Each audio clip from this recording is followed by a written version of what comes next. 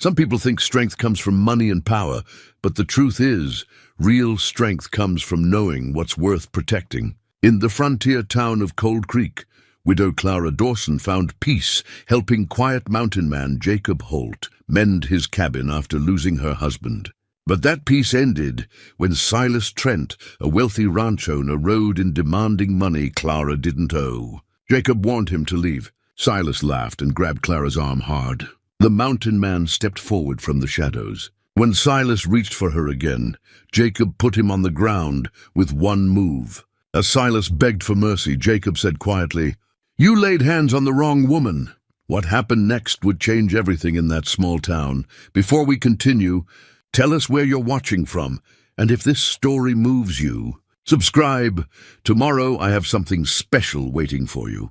Cold Creek wasn't much to look at, even by frontier standards. The town sat in a narrow valley where the mountains pressed close on three sides, as if the earth itself wanted to keep the place small and humble. One main street ran through the center, lined with weathered wooden buildings that had seen too many harsh winters. The general store, the saloon, the blacksmith's forge, and a handful of other establishments made up the heart of the settlement. Beyond that, scattered homes and cabins dotted the hillsides, connected by worn paths that turned to mud every spring when the snow melted down from the peaks. It was 1881, and Montana Territory was still finding its way.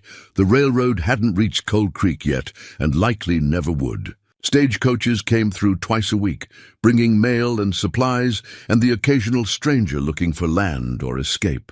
Most people who lived here had come for the latter, running from something or someone back east, hoping the distance and the mountains would be enough to bury the past. Clara Dawson had not come here to run.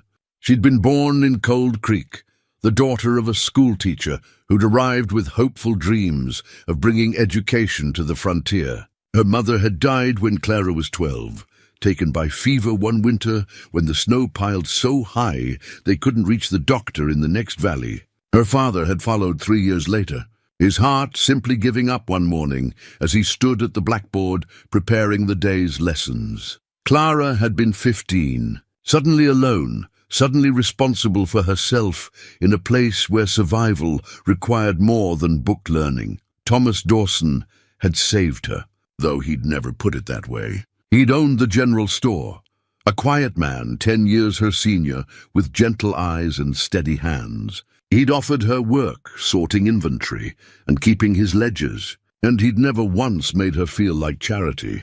Within a year, he'd asked her to marry him, not with poetry or grand gestures, but with simple honesty. "I'd be honored to take care of you, Clara," he'd said, "and I think maybe you could teach me to read better than I do." She'd said yes, and they'd built a good life together. 22 years of marriage, of shared mornings and quiet evenings, of small joys and smaller sorrows. They'd never had children. That grief was something Clara carried privately. But they'd had each other, and in a hard place like Cold Creek, that was more than many could claim. Thomas had been an honest man in a world that often rewarded dishonesty. He'd kept meticulous records in his leather-bound journal, documenting every transaction, every credit extended, every debt paid or forgiven. He'd refused to gouge customers during hard times, refused to water down supplies or shortchange waits. It had kept them comfortable but never wealthy, and Thomas had been content with that. "A man's word and his ledger ought to match," he'd say, running his finger down the neat columns of figures. "Otherwise, what's he worth?"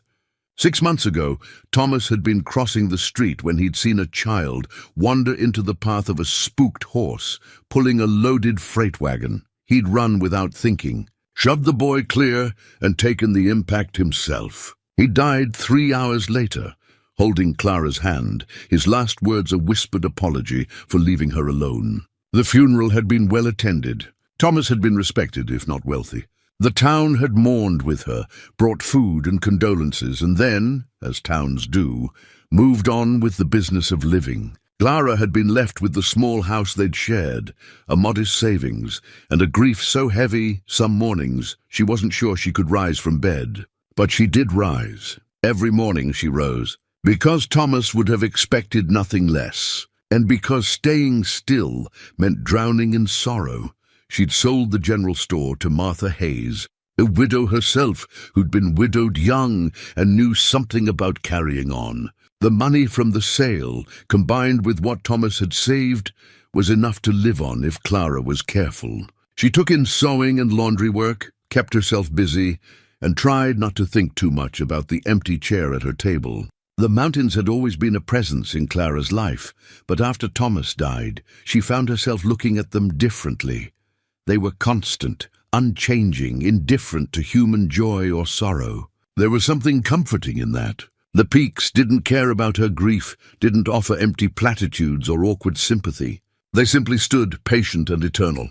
It was the mountains that had led her to Jacob Holt in a way, or perhaps it was Providence, though Clara had complicated feelings about Providence these days. She'd been walking one afternoon in early spring, following a trail that wound up through the pine forest above town. She'd needed to move, to breathe air that didn't smell like the house she'd shared with Thomas. The snow was melting, revealing last autumn's fallen needles and the first tentative shoots of new growth. She'd walked farther than intended, lost in thought, and when she'd finally turned back, the sun was lower than she'd realized. That's when she'd seen the cabin. It sat in a small clearing, built solid from logs chinked with moss and mud.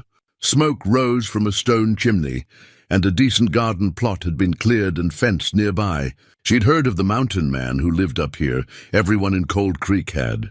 Jacob Holt, they called him, though few knew much more than his name. He came to town once a month or so, traded furs and game for supplies, spoke to no one more than necessary, and disappeared back into the high country. Rumors swirled, the way they do about solitary men.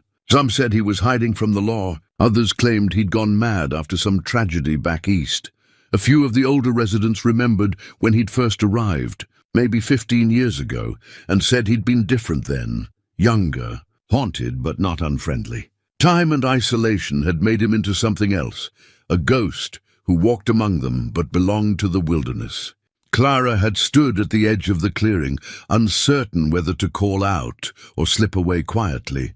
Before she could decide, the cabin door had opened. The man who emerged was tall and lean, wearing buckskin pants and a worn flannel shirt. His hair was long, tied back, streaked with gray, though he couldn't have been much past 50. His face was weathered, lined from sun and wind, and his eyes, when they met hers, were the color of winter ice. "You're lost," he'd said. Not a question, just a statement of fact. "I walked farther than I meant to," Clara had replied, lifting her chin slightly. She'd never been one to show fear, even when she felt it. "I know the way back. Be dark before you make it to town." He'd studied her for a moment, taking in her widow's black dress, her worn boots, the weariness in her face. "Storm coming in tonight. Can smell it." He'd been right, as she'd later learned he usually was about such things. The sky had been clear, but within an hour clouds had rolled over the peaks, and by nightfall Cold Creek was buried in a late spring snow squall. Jacob had offered her shelter with no ceremony. He gestured to the cabin, said, "You can wait it out here," and that had been that. The interior was simple but well kept. A rope bed in one corner, a table and 2 chairs, shelves lined with supplies, a stone hearth that radiated warmth. He'd given her the bed without discussion, made himself a pallet on the floor, and they'd passed the evening in near silence, broken only by the storm howling outside. In the morning, when the snow had stopped and the world lay white and clean, Jacob had walked her back to town. They'd barely spoken, but something had shifted. Perhaps it was simply 2 lonely people recognizing something in each other. Perhaps it was the memory of unexpected kindness in a world that often offered none. The following week, Clara had walked back up the mountain trail. She'd brought fresh bread and asked bluntly if he needed any help with anything. Jacob had looked at her for a long moment, then nodded toward his cabin. "Roof's got some weak spots," he'd said. "Could use an extra pair of hands." That had been the beginning. Once or twice a week, Clara made the climb to Jacob's clearing. She helped with repairs, tended the garden, sometimes just sat on the porch and sewed, while Jacob worked on tanning hides or carving snowshoes for the coming winter. He paid her in venison and elk. In firewood he'd cut and hauled down to her house in town, in the quiet companionship of someone who understood that grief didn't need to be discussed to be shared. They spoke little, but what they said mattered. Jacob told her, eventually, that he'd been a scout in the army, that he'd seen things in the war that still visited him in dreams. Clara told him about Thomas, about the emptiness of a house that had been full of small daily joys. Neither offered solutions or comfort beyond presence. It was enough. The people of Cold Creek watched this unlikely friendship with curiosity but little judgment. Martha Hayes told Clara she thought it was good for her to have purpose again. Sheriff Ben Cartwright, a fair-minded man in his 60s who'd known Clara since she was a girl, mentioned that Jacob Holt seemed less like a ghost and more like a man these days, and he figured Clara had something to do with that. There was one person who did not approve. Silas Trent had built his ranch empire in the valley below Cold Creek,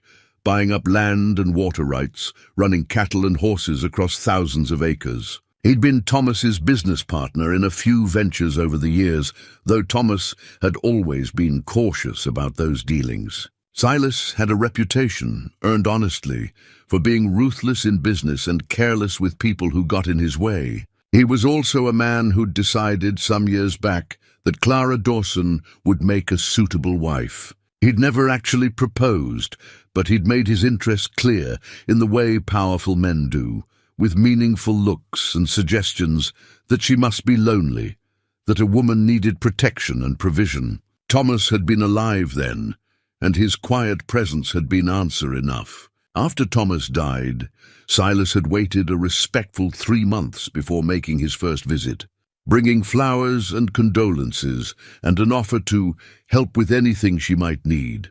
Clara had thanked him politely and sent him away. He'd returned twice more, each time more insistent. The third time, Clara had been direct.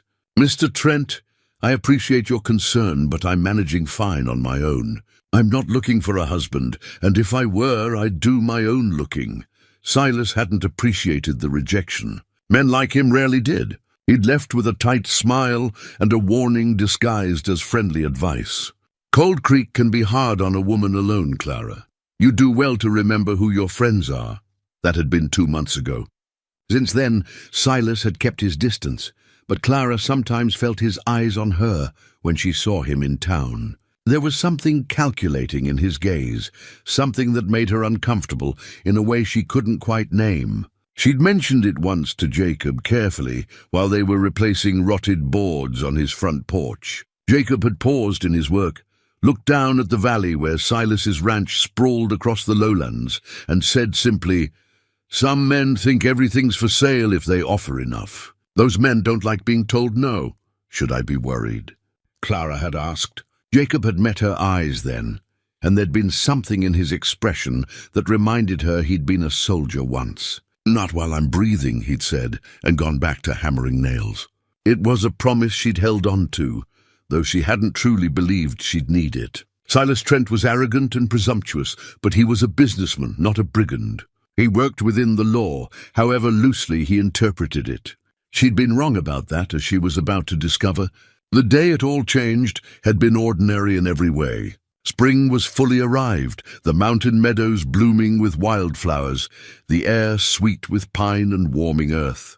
Clara had walked up to Jacob's cabin in the morning, carrying bread and a jar of the preserves Martha had given her. Jacob had been working on his fence line, and she'd helped him stretch wire and pound posts until noon. They'd eaten a simple lunch, bread, cheese, cold venison, sitting on the porch and watching a hawk circle lazy patterns against the blue sky. It was peaceful, the kind of peace Clara had learned to value after so much loss. She'd felt, for the first time in months, something like contentment. Then she'd heard horses approaching through the trees. 3 riders emerged into the clearing, Silas Trent in the lead on a fine bay gelding.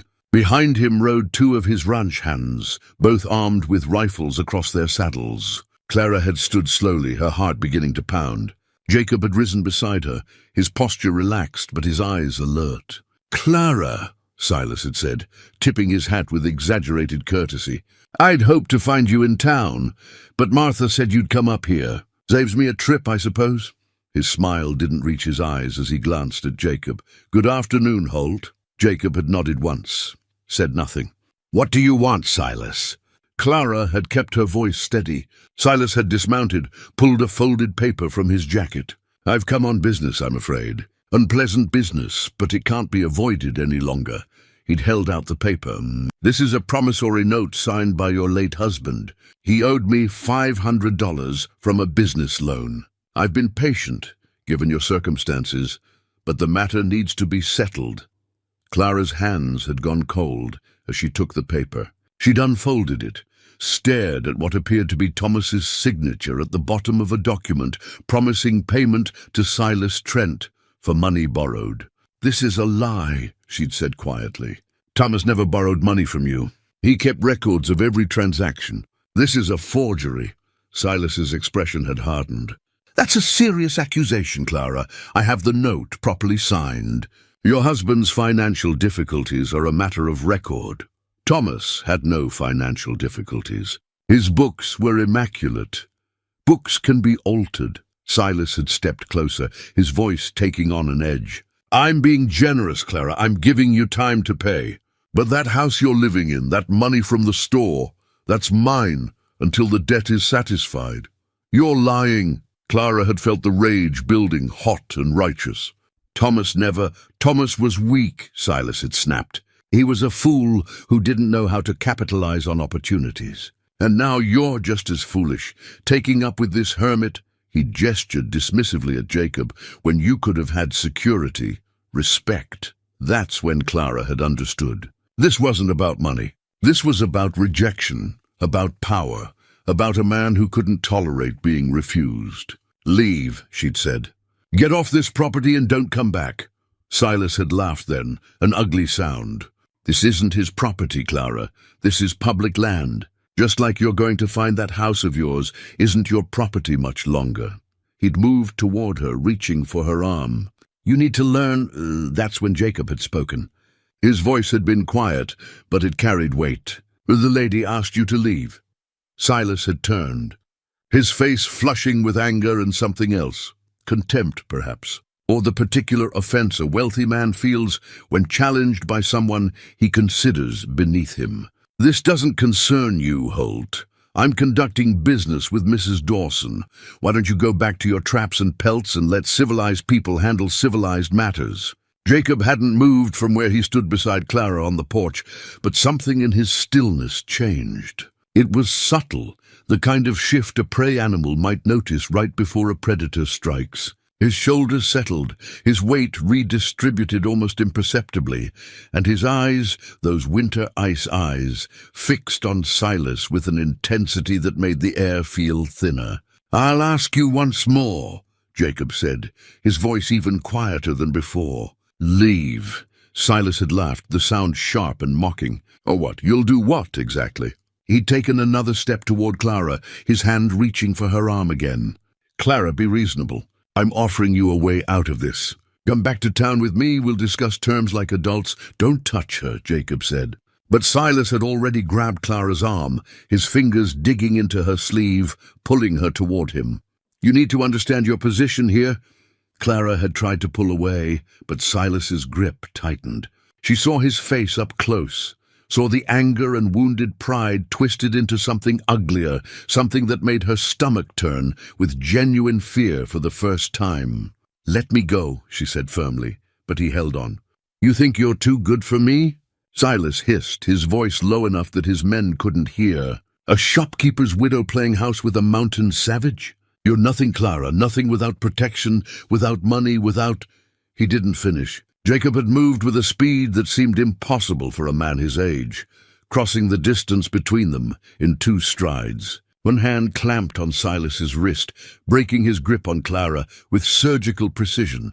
The other hand, open-palmed, controlled, struck Silas in the center of his chest, right at the solar plexus. The air exploded from Silas's lungs in a whoosh. His legs buckled, and he went down hard, landing on his knees in the dirt of the clearing, gasping like a landed fish. His hat tumbled off, rolled a few feet away. For several long seconds, he couldn't draw breath, couldn't speak, could only kneel there with his mouth open and his face reddening. The two ranch hands had tensed, hands moving toward their rifles, but Jacob had already turned to face them. He hadn't drawn a weapon, didn't appear to be carrying one, but something in his posture, in the absolute calm of his expression, made both men freeze. "You want to be part of this?" Jacob asked mildly. The hands exchanged glances. Neither man moved for their rifles. The older of the two, a weathered cowboy named Pete, who Clara recognized from town, slowly raised his hands away from his weapon. "No trouble from us, Holt. We just work for the man." "Then help him back on his horse," Jacob said, "and take him home." Silas had finally managed to draw a ragged breath, then another. Color was returning to his face, but now it was the red of humiliation and rage rather than oxygen deprivation. He looked up at Jacob from his knees, and Clara saw something flicker across his features, genuine fear, quickly masked but unmistakable. "You," Silas gasped, "you struck me. You assaulted—" "I stopped you from assaulting her," Jacob corrected, his voice still quiet. "There's a difference. Sheriff will see it that way too if you want to make an official complaint." Silas pushed himself to his feet, unsteady, his fine clothes now covered in dust. His eyes darted from Jacob to Clara and back again, calculating, reassessing. The two ranch hands had dismounted and moved to flank him, ready to steady him if needed. "This isn't over," Silas said, trying to recover some dignity. "That note is legal and binding. I'll have what I'm owed, Clara, one way or another." He turned his gaze to Jacob, and the look was pure venom. "And you, interfering with legal business, assaulting a property owner, you just made a very serious mistake." Jacob said nothing. He simply stood there, positioned slightly in front of Clara, his hands loose at his sides. Silas snatched his hat from the dirt, jammed it back on his head. "Pete, help me mount." The older ranch hand moved to assist, and Silas climbed back onto his gelding with less grace than he'd arrived with.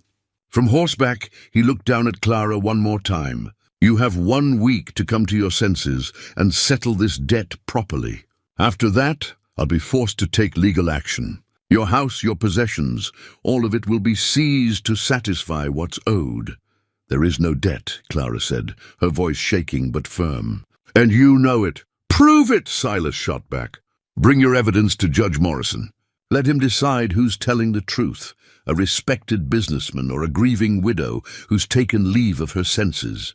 He jerked his reins, turning his horse. "Let's go." The three riders departed the clearing at a trot, heading back down the mountain trail. Clara and Jacob stood in silence until the sound of hoofbeats faded completely into the forest. Then Clara's knees went weak, and she sat down hard on the porch step.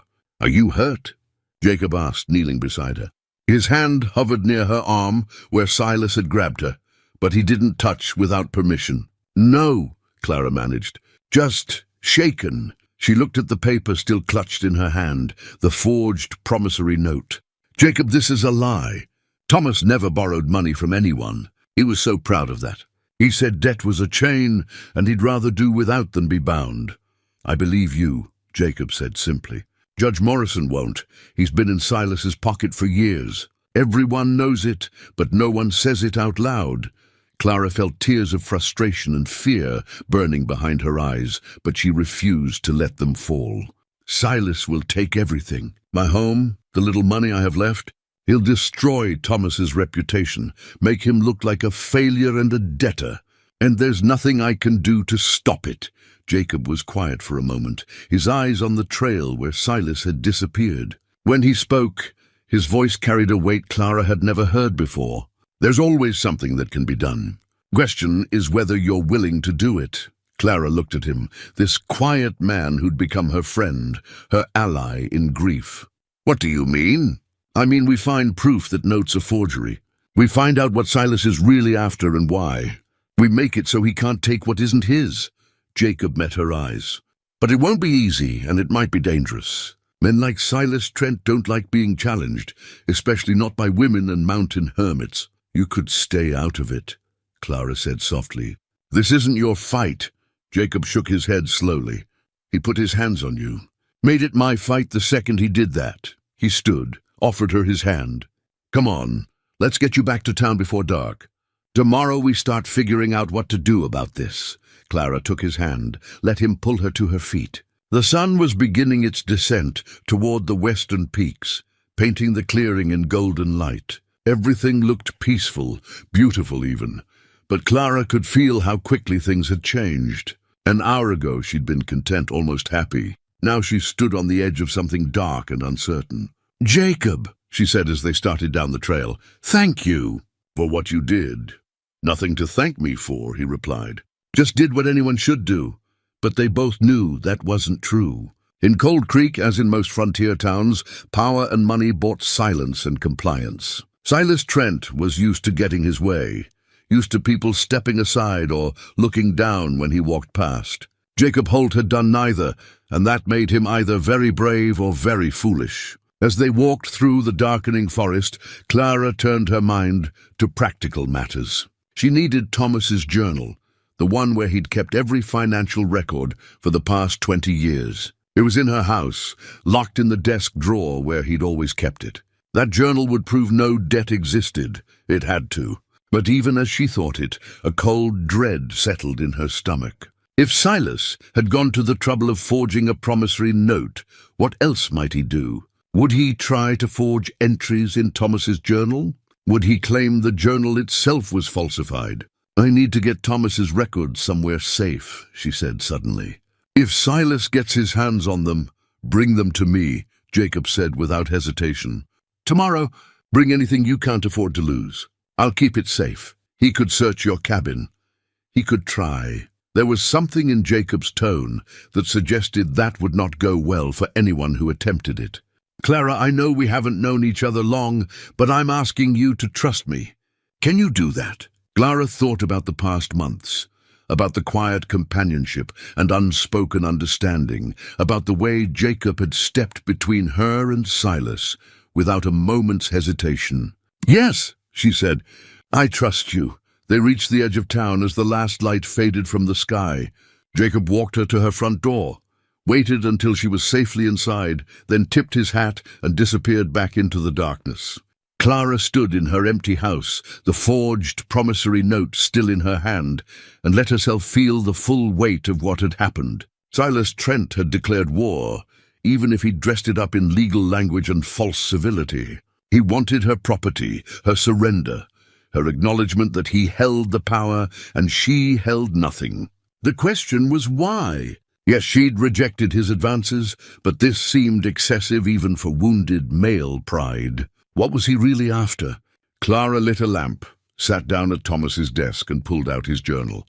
She ran her fingers over the leather cover, worn smooth from years of handling. Inside were pages of Thomas's neat handwriting, careful columns of figures, notes about credit extended and repaid, records of sales and purchases. It was the documentation of an honest man's honest work, and it was the only weapon she had against Silas's lies. She would take it to Jacob tomorrow, along with her other important papers, the deed to the house, her marriage certificate, Thomas's death certificate. She would put them in the hands of a man she'd known for only a few months, but trusted more than most she'd known for years. And then they would figure out how to fight back against a man who owned half the valley and had the law in his pocket. Clara closed the journal, held it against her chest for a moment. "Help me, Thomas," she whispered to the empty room.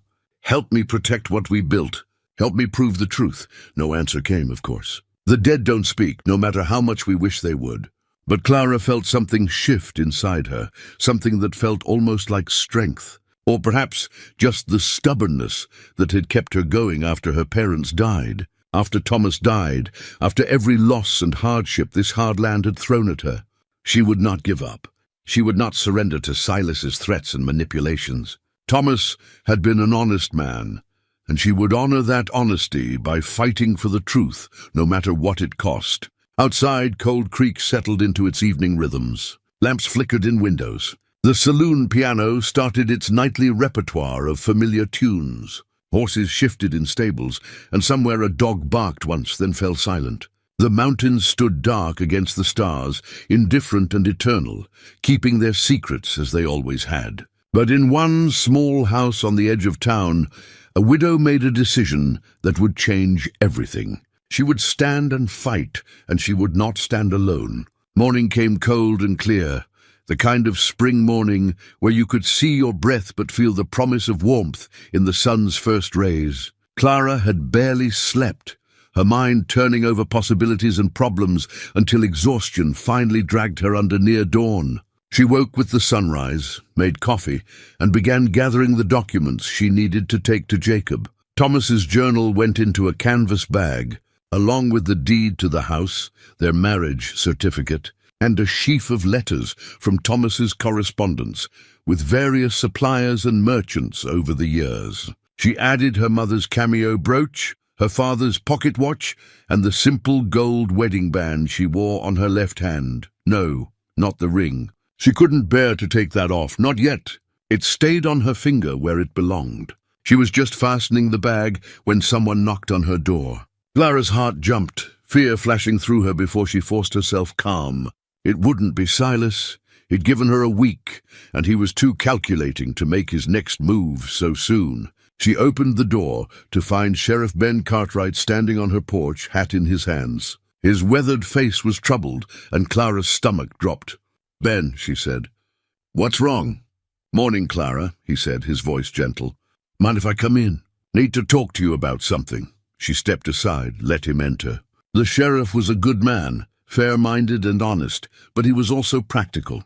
He knew where the power lay in Cold Creek, and he knew the limits of what he could do against someone like Silas Trent. "I heard about what happened yesterday," Ben said, turning his hat in his hands. "Up at Holt's place. That was fast," Clara said. "Let me guess. Silas came to see you last night, late." Ben sighed, moved to the window, looked out at the quiet street. "He's claiming Jacob assaulted him. Says he went up there on legitimate business, trying to collect a legal debt, and Holt attacked him without provocation." "That's a lie," Clara said flatly. "Silas grabbed me first. Jacob stopped him. That's all." "I believe you," Ben said, and Clara felt a small measure of relief. "Problem is, Silas has 2 witnesses who'll swear otherwise. His ranch hands will say whatever he tells them to say. And he's already been to Judge Morrison, got himself a restraining order against Jacob. Holt comes within 100 yards of Silas or his property, he'll be arrested." Clara felt the walls closing in. "Ben, that promissory note Silas showed me, it's a forgery. Thomas never borrowed money from him. I have Thomas's journal, every financial transaction documented. There's no record of any loan." Ben nodded slowly. "I figured as much. Thomas Dawson was the most meticulous man I ever knew. But Clara," he turned to face her, his expression pained, "Judge Morrison isn't going to take your word over Silas's, even with the journal. Silas will claim Thomas kept a separate set of books, or forgot to record it, or some damn thing. You'd know how it works. So he just wins." Clara heard the bitterness in her own voice. "He forges a document, threatens me, and gets away with it because he has money and influence?" "I didn't say that." Ben put his hat on, settled it carefully. "I'm saying you need to be smart about this. Don't confront him directly. Don't give him ammunition to use against you. And tell Jacob Holt to stay clear. I respect what he did, protecting you, but if he violates that restraining order, I'll have no choice but to lock him up. That's the law." "The law," Clara repeated hollowly. "What good is the law when men like Silas can buy it?" "Not all of us are for sale," Ben said quietly. "Remember that. And Clara," he paused at the door, "be careful. I've known Silas Trent for 20 years. He's ruthless, but he's usually content to work within the system, bend the rules, rather than break them. This thing with you, this vendetta, it's different. More personal. That makes him more dangerous." After Ben left, Clara stood in her small parlor, feeling the weight of helplessness. But no, that wasn't quite right. Not helplessness. Anger. A hot, righteous anger that burned away the fear and left something harder in its place. She picked up the canvas bag with Thomas's journal and her precious documents. She locked her door behind her and started up the mountain trail toward Jacob's cabin. The morning sun warmed her back, and with each step her resolve strengthened. Silas Trent thought he could use the law as a weapon against her. He thought his money and his influence made him untouchable. He'd forgotten one crucial truth that every frontier town eventually learned. The law only works when good people believe in it. When that belief dies, when people see justice as something that can be bought and sold, other kinds of justice emerge. Clara wasn't thinking about violence or revenge. She was thinking about truth, about evidence, about finding a way to expose Silas's corruption, not just to a compromised judge, but to the entire town. Cold Creek was small enough that reputation still mattered, that public opinion could ruin a man as surely as any court verdict. She reached Jacob's clearing to find him splitting wood, his axe rising and falling with practiced rhythm. He stopped when he saw her, buried the axe in the chopping block, and wiped sweat from his forehead. "Thought you might come this morning," he said. "Heard Silas got a restraining order. How did you—" "Martha Hayes' nephew delivers telegrams. Stopped by on his rounds, thought I should know." Jacob nodded toward the cabin. "Let's get those papers put away safe." Inside, Jacob showed her a loose floorboard under his bed where he'd created a hidden cache. "Used to keep money here back when I first arrived. Now it's mostly empty. Your things will be safe." Clara watched him place the canvas bag carefully in the space beneath the floor, replace the board, and cover it with a woven rug. "Thank you," she said. "Ben Cartwright came to see me this morning. He said I need to be careful, that Silas is more dangerous than usual." "Ben's right." Jacob moved to put water on for coffee. "Which means we need to be smarter. Can't fight Silas head-on, not yet. Need to understand what he's really after first. My house and property, obviously. Maybe." Jacob handed her a tin cup of coffee once it had boiled. "But there's usually more to it with men like him. $500 isn't enough to go to this much trouble, not for someone with Silas's money. There's something else. Something about your property or your position that he wants. We figure out what that is. We might find a way to stop him." Clara sipped the bitter coffee, let its warmth spread through her. "Where do we start?" "We start by finding out if you're the only one," Jacob said. "If Silas has done this before, used fake debts to steal property from people who couldn't fight back. A pattern like that, that's something even a crooked judge might have to answer for." It made sense. Clara felt the first stirring of hope. Martha might know. She hears everything that happens in town. "Then that's where we start." Jacob met her eyes. "But Clara, you need to understand. Once we start pulling on this thread, Silas is going to fight back. Harder than before. You sure you want to do this?" Clara thought about Thomas, about his honesty, and his pride in living a life above reproach. She thought about her small house, the life she'd built, the memory she was trying to protect. And she thought about Silas Trent's hand on her arm, the assumption that he could take whatever he wanted because he had the power and she had none. "I'm sure," she said.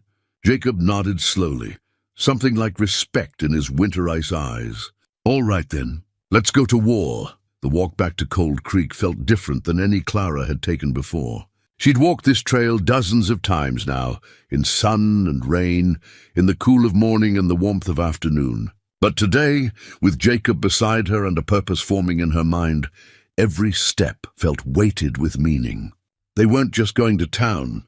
They were beginning something that would change everything, for better or worse. The mountain trail descended through tall pines, their needles carpeting the path with soft amber cushion that muffled footsteps. A creek ran parallel to the trail, swollen with snowmelt, rushing over stones with a sound like constant conversation. Birds called from the branches, jays and ravens mostly, their voices harsh and knowing in a way that made Clara think they understood more than birds should. Jacob walked slightly ahead, his steps sure and quiet. He'd left his buckskins for town clothes, wool trousers and a cotton shirt, a leather vest that had seen better years. But even dressed like a townsman, he moved like someone more comfortable in wilderness, his attention constantly scanning the forest around them, noting things Clara couldn't see. "You always this watchful?" she asked. "Old habits," Jacob said without turning. "Spent too many years scouting where inattention meant death. Can't shut it off now, even if I wanted to. Must be exhausting, always looking for danger. Less exhausting than being caught unaware." He paused at a bend in the trail where the trees opened up to give a view of the valley below. Cold Creek was visible from here, its buildings small as a child's toys, scattered in the narrow valley. Beyond, the grasslands stretched toward Silas Trent's ranch, thousands of acres marked by fence lines and distant cattle. "How much land does he own?" Clara asked, following Jacob's gaze. "Near about 15,000 acres, last I heard. Controls most of the good water in the valley, too. Bought up rights from homesteaders, some legitimate, some less so." Jacob's voice was neutral, but Clara heard the judgment underneath. "Man builds an empire like that, he gets used to having his way. Folks depend on him for work, for water rights, for credit at his company store. Or to stand up to someone who controls whether you eat or not. Is that what he's counting on? That no one will help me because they're afraid of him?" "Partly." Jacob started walking again. "But people are more complicated than just fear. Some will help because it's right. Some won't help even though they know it's right. And some," he glanced back at her, "some are just waiting to see which way the wind blows before they choose a side." They reached the edge of town just as the morning was shifting toward noon. The main street was moderately busy.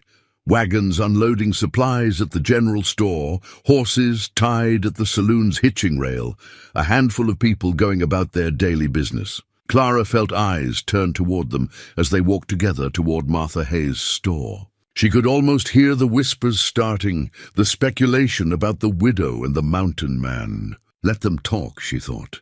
She'd lived in Cold Creek her entire life, and she was done worrying about what people thought. Martha's general store occupied the largest building on Main Street, a two-story structure with living quarters upstairs and the commercial space below. Martha had bought it from Clara 6 months ago, paying a fair price, and promising to maintain the standards Thomas had set. She'd kept that promise and then some. The store was clean, well-stocked, and Martha treated every customer with the same respect regardless of their ability to pay immediately.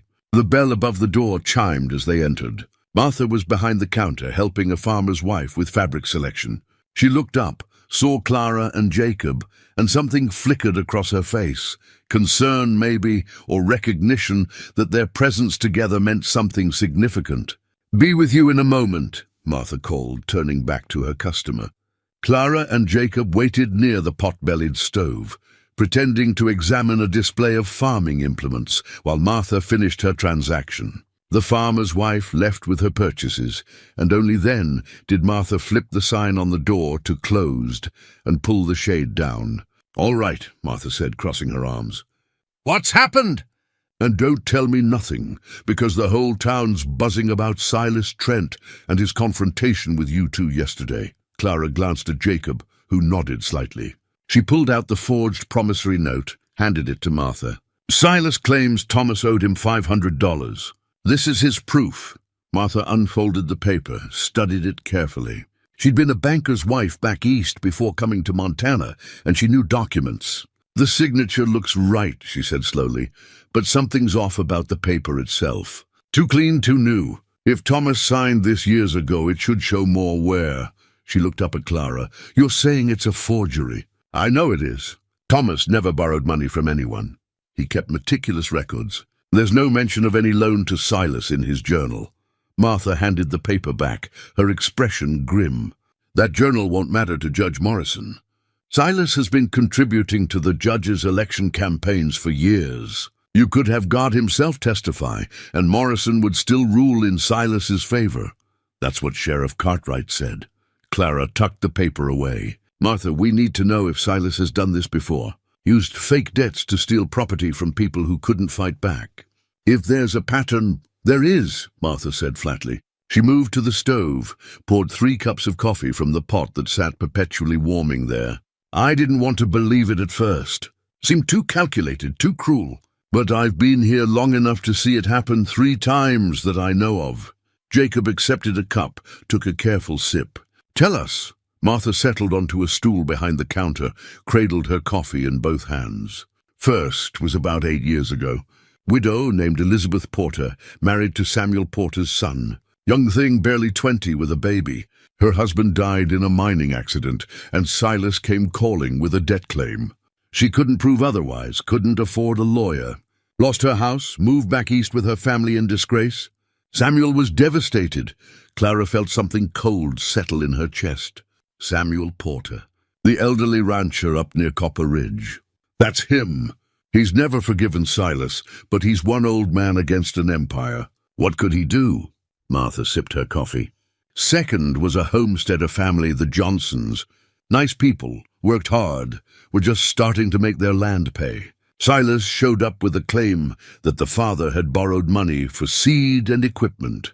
The father swore it was a lie, but same story. Judge Morrison ruled in Silas's favor. They lost everything, packed up, and left Montana entirely. And the third? Jacob asked. Last year, a man named Robert Chen ran a freight business. Chinese immigrant, worked himself half to death building up his operation. Silas claimed Chen owed him for business loans. Chen had records proving otherwise, but Martha's voice went hard. Judge Morrison said a Chinaman's records couldn't be trusted. Ruled for Silas. Chen sold what was left of his business and disappeared. No one knows where he went. The three of them sat in silence for a moment, the weight of those destroyed lives hanging in the air. Clara thought about Elizabeth Porter, about the Johnson family, about Robert Chen, different people, different circumstances, but all of them vulnerable in some way. All of them unable to defend themselves against a powerful man with a corrupt judge in his pocket. There's a pattern, Jacob said quietly. Widows, immigrants, small operators without family or connections to protect them. Silas picks targets who can't fight back effectively, and targets whose property he wants for some reason, Clara added. She looked at Martha. Do you know what Silas gained from each of those cases? Why those properties specifically?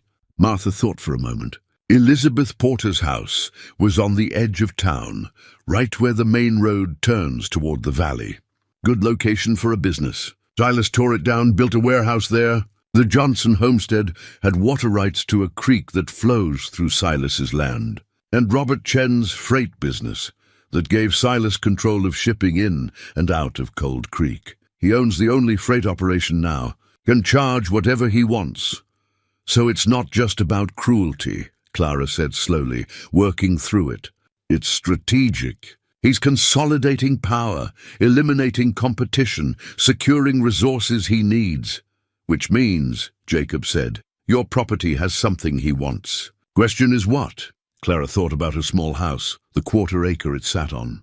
Nothing special about the location that she could see. No water rights, no particular business advantage. Unless the railroad, she said suddenly. There's been talk for years about bringing a spur line to Cold Creek. Thomas and I were at a town meeting 2 years ago where they discussed possible routes. One of the proposed lines would have come right through where my house sits. Martha's eyes widened. That's it. That has to be it. If the railroad comes through, property values along the route will skyrocket. Silas wants to own every parcel the railroad might need, so he can negotiate the price. Your house is probably one of the last pieces he needs. Jacob set his cup down with a decisive clink. So we need to find the others. Elizabeth Porter, the Johnsons if we can reach them. And we definitely need to talk to Samuel Porter. If we can get them to testify about what Silas did to them. They won't, Martha interrupted. I've tried talking to Samuel about it. He's too afraid. Says Silas will finish destroying what little he has left if he speaks up. And the others are long gone. Elizabeth's family won't let her anywhere near Montana, and the Johnsons could be anywhere by now. Clara felt frustration rising. So we know Silas is guilty of multiple frauds. We know there's a pattern, but we can't prove it because his victims are too frightened or too scattered? Not quite, Jacob said thoughtfully. We can't prove the other cases, but we can prove yours. You have Thomas's journal. You have your own testimony. And you have me as a witness to what happened yesterday. How Silas assaulted you, how he threatened you. Judge Morrison won't care, Clara said bitterly. Maybe not. But the people of this town will. Jacob stood, paced to the window, looked out at the street beyond. Martha, you said the whole town is talking. Let them talk. Let everyone know what Silas is doing. Make it public, make it impossible to ignore. Even a corrupt judge has to think twice when the entire community is watching. Martha was nodding slowly. A sort of trial by public opinion. Force the truth out into the open where everyone can see it. Exactly, Jacob said. And we document everything. Every threat Silas makes, every move he takes against Clara, we record it, we tell people. We make sure his actions can't be hidden or explained away. It was a good strategy, Clara had to admit, but it required something she wasn't sure she had.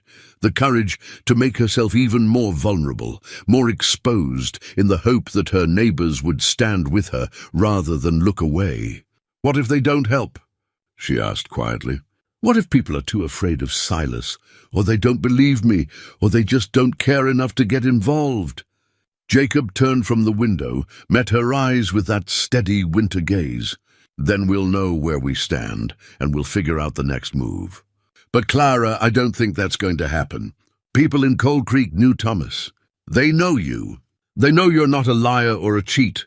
And most people, when they see injustice clearly, they want to do something about it.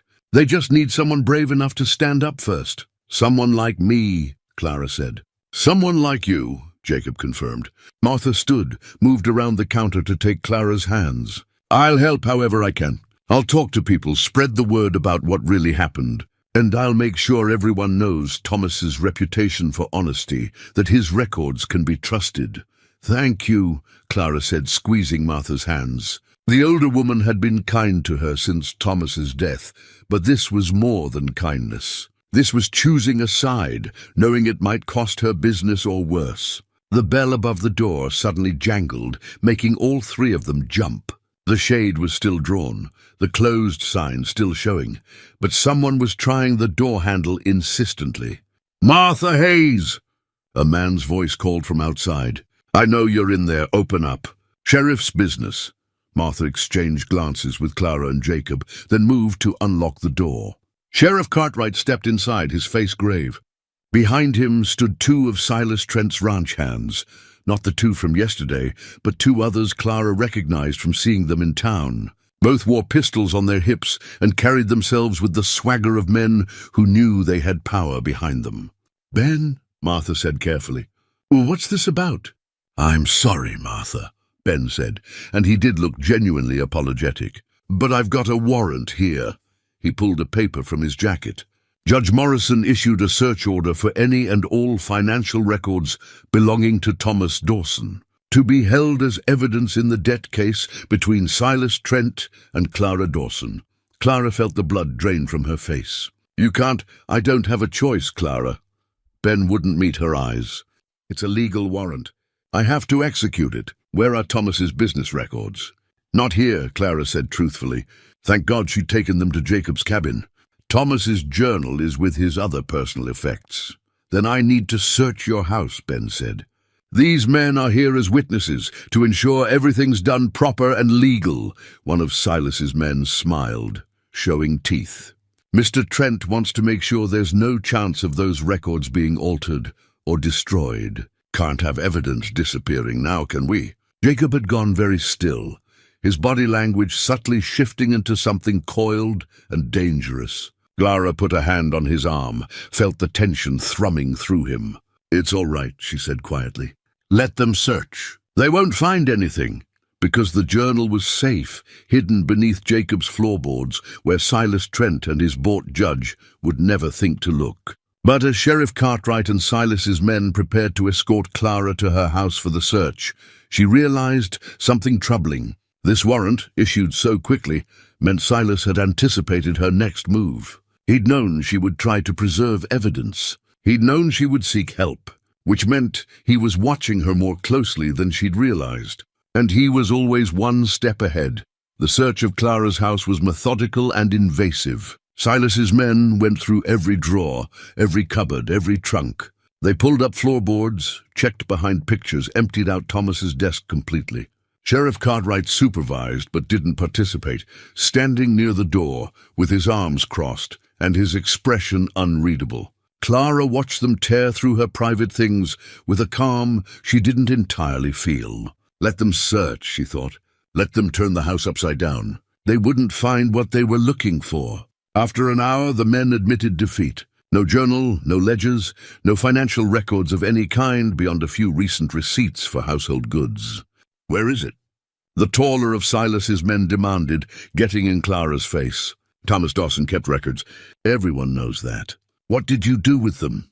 My husband's personal effects are none of your concern, Clara said evenly. The warrant says you can search for them. It doesn't say I have to tell you where they are. The man looked like he wanted to argue, maybe even threaten, but Sheriff Cartwright stepped forward. That's enough, Hayes. The warrant's been executed. We didn't find anything. That's the end of it. Mr. Trent's not going to be happy, Hayes muttered. Then Mr. Trent can take it up with Judge Morrison, Ben said firmly. Now get out. Both of you. The two ranch hands left with obvious reluctance, shooting dark looks at Clara as they departed. Once they were gone, Ben turned to Clara with a heavy sigh. I'm sorry about this, he said. I know how it looks. It looks like Silas owns the law in this town, Clara said. Ben flinched but didn't argue. For what it's worth, I'm glad they didn't find what they were looking for. And Clara, be careful. Silas is going to escalate from here. He doesn't like being thwarted. After Ben left, Clara stood in her ransacked house and felt the full weight of what she was facing. Her home had been violated, her privacy shredded, all under the cover of law. And this was just the beginning. She began methodically putting things back in order, refolding clothes, returning books to shelves, gathering scattered papers. It was mindless work, but it gave her hands something to do while her mind raced. A knock at the door made her tense, but it was only Jacob, slipping in quietly through the growing dusk. Saw the sheriff leave, he said. They find anything? No, the journal's safe. Clara set down the stack of linens she'd been folding. But Jacob, Silas got a warrant within hours of our conversation with Martha. He's moving faster than we expected. He's scared, Jacob said. Scared people make mistakes. We just need to be patient, wait for him to overreach. Patient. Clara laughed without humor. I have less than a week before he tries to seize this house. How patient can I afford to be? Jacob moved to the window, checked the street outside in that careful way of his. Tomorrow we go see Samuel Porter. If we can convince him to talk about what happened to his daughter-in-law, if we can get him to go on record. Martha said he won't. Martha said he's afraid. Fear and won't aren't the same thing. Jacob turned back to her. Sometimes people just need to see someone else being brave first. You're being brave, Clara. Maybe that'll be enough to help Samuel find his own courage. Clara wanted to believe that. She wanted to think that her stand would inspire others, that Cold Creek would rally against Silas Trent's corruption. But she'd lived here all her life, and she knew how easily fear could silence good intentions. Still, what choice did she have? She could run, leave Cold Creek entirely, start over somewhere else. But that would mean abandoning Thomas's memory, surrendering to Silas's lies, admitting that power mattered more than truth. No, she would stay, and she would fight, and if she lost, well, at least she would lose knowing she'd tried. All right, she said. Tomorrow we visit Samuel Porter, and we keep building our case, keep telling the truth, keep pushing back however we can. Jacob nodded approval. That's the spirit. Now, you eaten anything today? Clara realized she hadn't, not since the early morning coffee at his cabin. No. Then let me make you something. You need to keep your strength up. He moved toward her small kitchen, began pulling out bread and cheese, the practical movements of a man accustomed to taking care of himself. Clara watched him work, and felt a sudden surge of gratitude so strong it nearly brought tears to her eyes. This man, this quiet recluse who owed her nothing, was standing beside her against forces that could destroy them both. Not for money, not for obligation, but simply because it was right. Jacob, she said softly. He paused, looked at her questioningly. Thank you. For everything. For, she gestured vaguely, encompassing the past days, his protection, his partnership in this fight, for not letting me face this alone. Jacob's expression softened slightly, though his eyes remained watchful. You remind me that there are still things worth protecting in this world, he said simply. Now eat. Tomorrow's going to be a long day. They ate in comfortable silence, the kind that comes from shared purpose and mutual respect. After Jacob left for his cabin, Clara locked her doors and tried to sleep. But rest came fitfully, punctuated by dreams of Thomas's face and the sound of papers rustling as strangers rifled through her life. Morning arrived grey and cold, threatening rain. Clara dressed in her warmest clothes, knowing the ride to Samuel Porter's ranch would take most of the day. She was just braiding her hair when she heard horses outside. Heart pounding, she went to the window and felt relief wash over her. Jacob sat astride a sturdy grey mare, leading a second horse, a gentle bay gelding that Clara recognized from the livery stable. She grabbed her shawl and went outside. "You rented horses?" "Borrowed," Jacob corrected. "Pete at the livery owed me a favor from last winter. These two will get us to Porter's place and back before dark." He dismounted, helped Clara up onto the bay with surprising gentleness. "You ride much?" "Not since I was a girl, but it comes back to you, doesn't it?" Clara settled into the saddle, found her balance.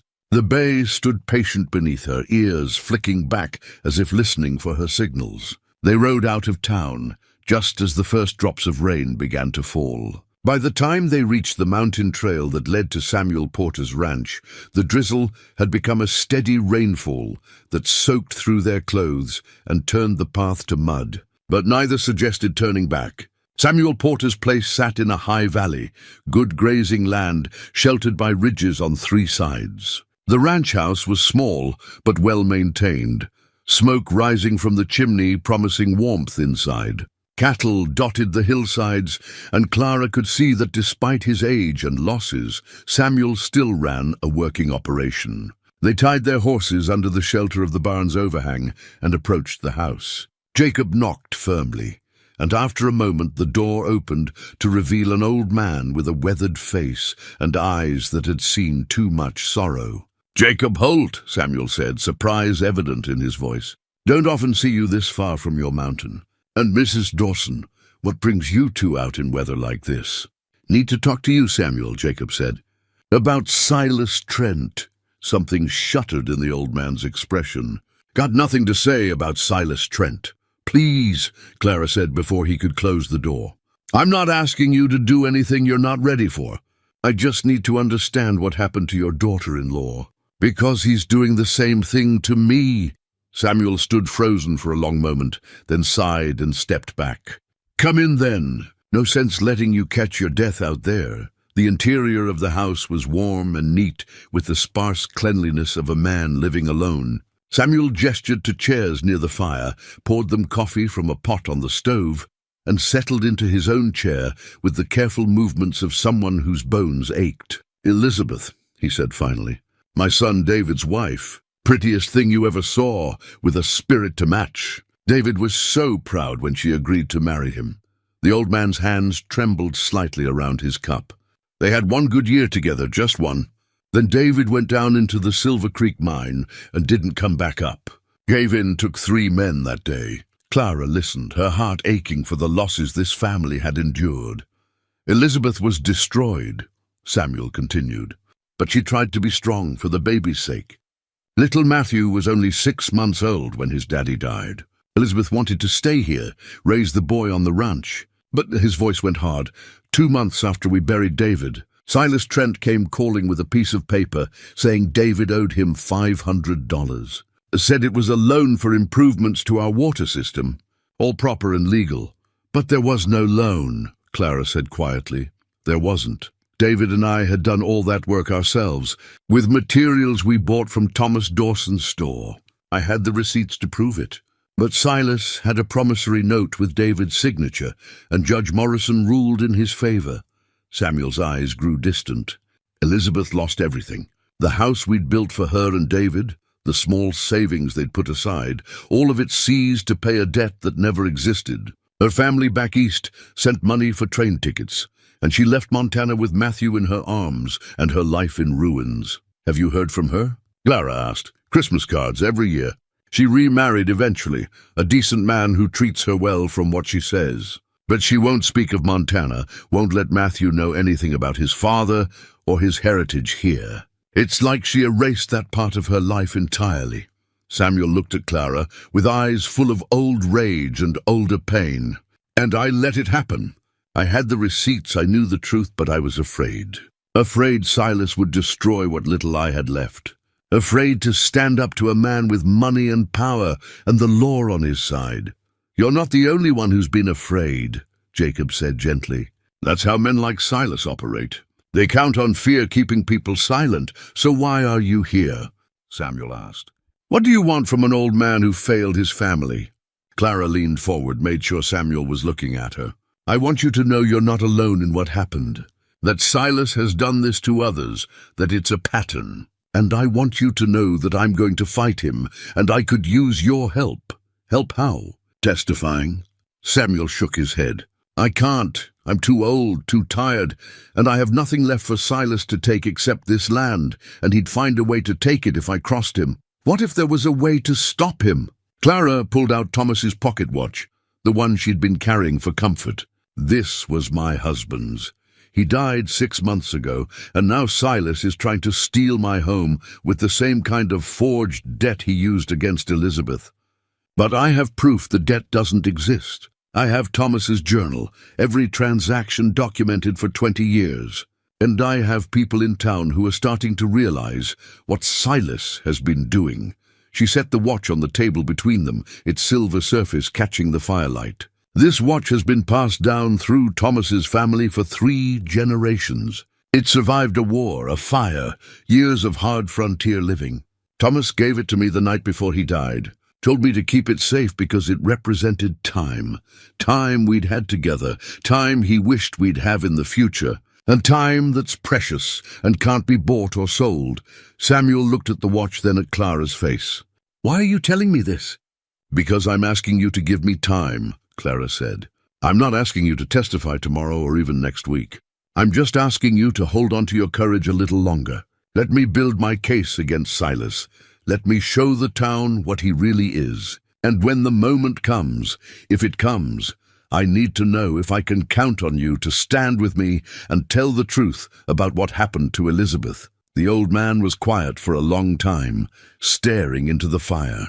Outside, rain drummed against the roof with steady insistence. Finally, Samuel reached into his shirt and pulled out a small leather-bound book, no bigger than his palm. This was David's Bible, he said. He carried it every day, even down into the mines. It was in his pocket when he died. See this? He pointed to a puckered scar in the leather, a groove that went nearly through the book. It took a bullet that was meant for him during the war. Saved his life then, couldn't save him from falling rock later. He held the Bible out to Clara. You keep this, not as a loan, but as a promise. When the time comes, if you can really build a case against Silas, I'll stand up. I'll tell Elizabeth's story. I'll show those receipts I've kept all these years. I may be old and afraid, but maybe it's time to remember that my son was brave, and his widow was brave, and the least I can do is honor that. Clara took the Bible carefully, feeling the weight of it, the significance. Thank you, she said, her voice thick with emotion. Thank you, Samuel. Don't thank me yet, the old man said. Just make sure you know what you're getting into. Silas Trent doesn't fight fair, and he doesn't forgive. You come at him, you better not miss. We won't miss, Jacob said with quiet certainty. They left Samuel's ranch as the rain was tapering off, the Bible safely wrapped in Clara's shawl. The ride back to Cold Creek was slower, both of them tired from the emotional weight of the conversation. But Clara felt something she hadn't felt in days, hope. Small and fragile but real. That was well done, Jacob said as they descended the mountain trail. What you said about the watch, about time, that reached him. It was true, Clara replied. Time is the one thing Silas can't buy or forge or steal. And the more time we have, the more chance we have to expose him. They reached town as dusk was falling. Jacob walked Clara to her door, checked inside to make sure nothing had been disturbed in her absence, then prepared to return the horses to the livery. Jacob, Clara said before he could leave. Come back after? I want to show you Thomas's journal properly. Let you see the kind of man he was through his own words. Something flickered in Jacob's expression. Surprise, perhaps, or gratitude at being invited into that private space. All right, he said. Give me an hour. Clara used that hour to dry off, change into warm clothes, and make a simple supper. When Jacob returned, she pulled Thomas's journal from its hiding place under her own floorboards. A second copy she'd kept, containing the most recent year's entries. The older volumes were still safe at Jacob's cabin, but this would be enough to show him what she meant. They sat at the small kitchen table, and Clara opened the journal to a random page. Thomas's neat handwriting filled the lines, recording the day's transactions with meticulous care. "See here," Clara said, pointing. "Every entry dated and initialed. Every credit clearly noted, every debt recorded when it was incurred and when it was paid. He treated his ledger like a sacred text, said a man's word should be as solid as his written accounts." Jacob studied the pages, his weathered fingers tracing the columns. "You can see his character in this. No shortcuts, no convenient omissions. Just the truth day after day. That's why Silas's forgery is so offensive," Clara said. "It's not just stealing my property. It's defaming Thomas's memory, claiming he was dishonest or careless when he was neither." She closed the journal, held it against her chest. "I need to protect this. Not just the physical book, but what it represents." "Then that's what we'll do," Jacob said. He reached across the table, covered her hand with his. His palm was rough and warm, calloused from years of outdoor work. "Clara, I want you to understand something. When I came to these mountains 15 years ago, I was running from everything, from duty, from connection, from caring about anything beyond my own survival. I told myself I was better off alone, that caring just meant more ways to get hurt." He paused, seemed to gather himself. "You've reminded me that's a coward's answer, that some things are worth the risk of caring. Your friendship, this fight for justice, it matters. And I'm seeing it through with you, whatever comes."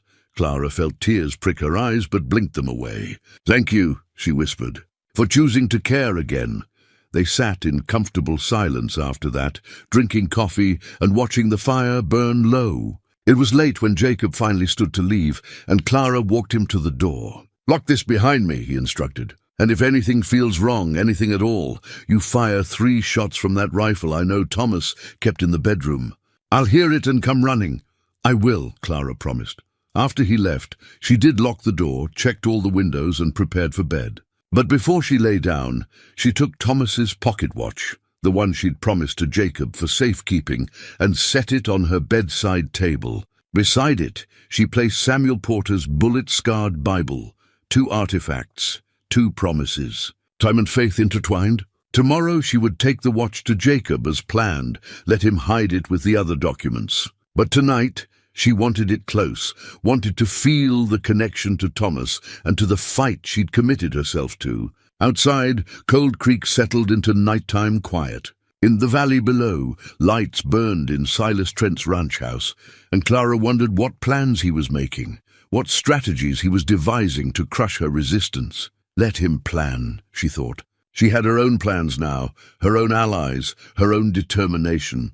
Silas Trent had built his empire on fear and fraud, but empires had fallen before. And sometimes it only took one person saying no to start the collapse. Clara closed her eyes, Thomas's watch ticking softly beside her, and slept more peacefully than she had in days.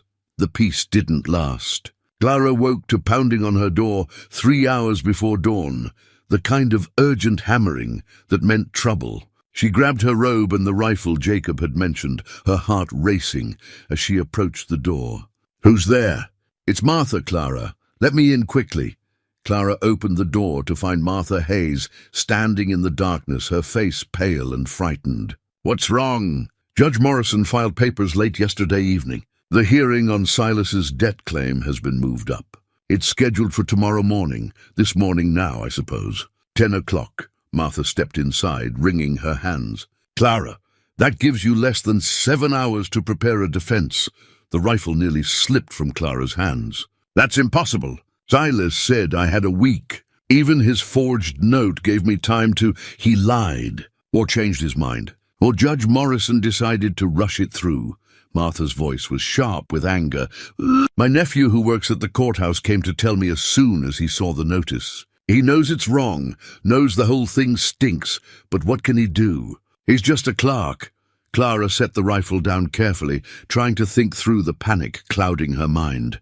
I need to get word to Jacob, and I need to get Thomas's journal from his cabin. Without it, I have no proof. I'll ride up to Jacob's place, Martha said. You gather whatever else you need. Papers, witnesses if you have them, anything that might help.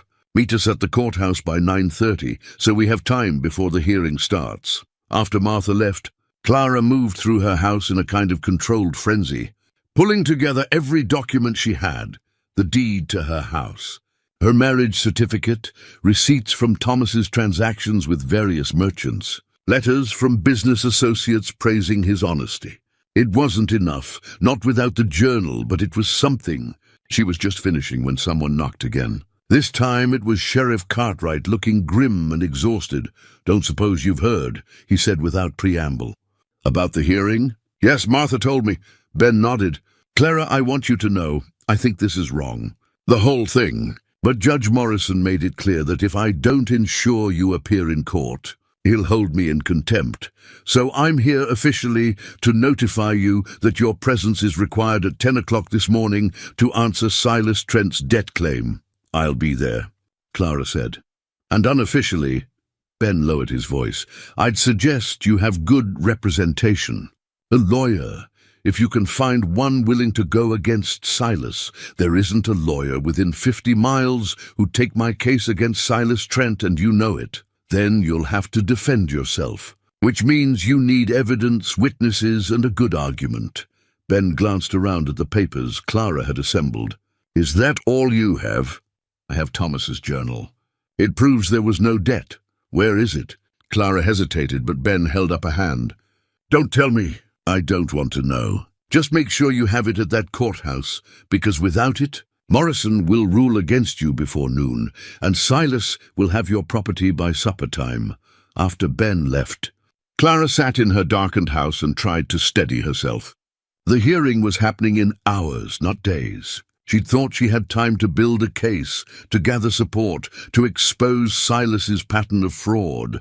Instead, she was being rushed into a courtroom controlled by a corrupt judge with barely any preparation. Think, she told herself. You have the journal. You have your testimony. You have Jacob as a witness to yesterday's assault. What else? The compass. Thomas's silver compass, the one that always pointed true north. He'd given it to her on their first anniversary. Told her it represented their marriage. No matter which way life pulled them, they'd always find their way back to each other. She found it in her jewelry box, held it in her palm. The needle swung, settled, pointed steadily north. True north. The right path, even when everything else was confusion and fear. She would take the compass to court with her, not as evidence exactly, but as a reminder of what she was fighting for. Truth, integrity, the right path, even when it was the hard path. Dawn was breaking when Jacob and Martha arrived together, both looking worried, but determined. Jacob had Thomas's journal wrapped in oilcloth, protected from any weather. They sat at Clara's kitchen table and went through their strategy. The journal is our strongest evidence, Jacob said, laying out the leather-bound book. It clearly shows no loan from Silas, no debt of any kind. Morrison will try to discredit it, but the entries are dated, detailed, and consistent over years. That kind of record is hard to forge or dismiss. I can testify to Thomas's character, Martha offered. I bought the store from Clara, saw his bookkeeping myself. Everyone in town knew Thomas Dawson was honest to a fault. And I'll testify about what happened at my cabin, Jacob said. How Silas threatened Clara, grabbed her, behaved in a way that shows this isn't about legitimate debt collection. It's about intimidation and theft, Clara nodded, grateful for their support but still afraid. What if Morrison won't let you testify? What if he rules the journal inadmissible? Then we make sure everyone in that courtroom sees it anyway, Jacob said grimly. Morrison may be corrupt, but he still needs to maintain some appearance of fairness. There'll be people watching, people who'll talk afterward. We use that. They arrived at the courthouse at 9:30 to find it already filling with townspeople. Word had spread fast about the hearing, and it seemed like half of Cold Creek had turned out to watch. Clara saw faces she recognized, shopkeepers, farmers, miners, families who'd known Thomas and her for years. Some looked sympathetic, others merely curious, but they were all there. Silas Trent stood near the front with two well-dressed men Clara didn't recognize, lawyers from the territorial capital, no doubt brought in to ensure his victory. He saw Clara enter and smiled, the expression cold and confident. Judge Morrison's courtroom was a simple space, more suited to minor disputes and land claims than serious legal proceedings. But Morrison himself, when he emerged from his chambers, looked every inch the authority figure. Black robes, severe expression, grey hair swept back from a face that might have been handsome in youth, but had hardened into something autocratic with age. "Court is in session," Morrison announced, rapping his gavel. "Case of Trent versus Dawson regarding collection of debt. Mr. Trent, present your case." One of Silas's lawyers stood, a slick man named Harrington with a voice like oil and water mixed. "Your Honor, this is a straightforward matter of debt collection. My client, Mr. Silas Trent, loaned the late Thomas Dawson $500 for business purposes 3 years ago. Said loan was documented in a promissory note duly signed by Mr. Dawson." He produced the forged note with a flourish. "Despite repeated attempts to collect, the debt remains unpaid.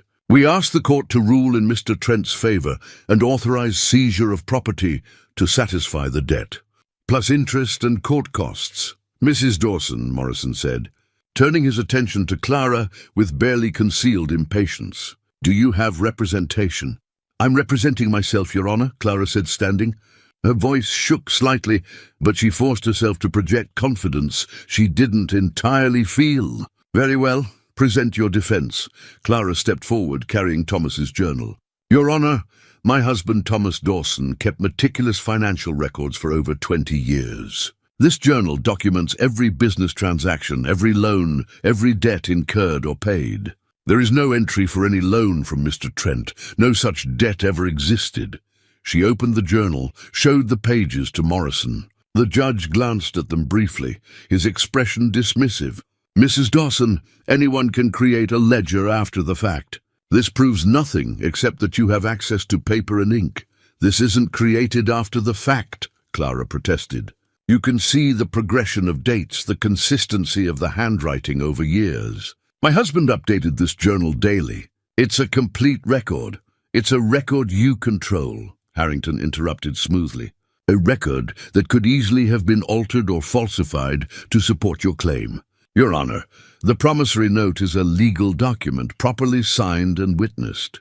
It should take precedence over an informal journal that Mrs. Dawson herself admits to having exclusive access to." Morrison nodded. "The lawyer makes a valid point. Mrs. Dawson, unless you have independent verification of these records, I'm inclined to give more weight to the promissory note. I can provide verification," Martha Hayes said, standing from the gallery. "Your Honor, I purchased Mr. Dawson's general store from Mrs. Dawson 6 months ago. Before the sale, I reviewed his business records extensively.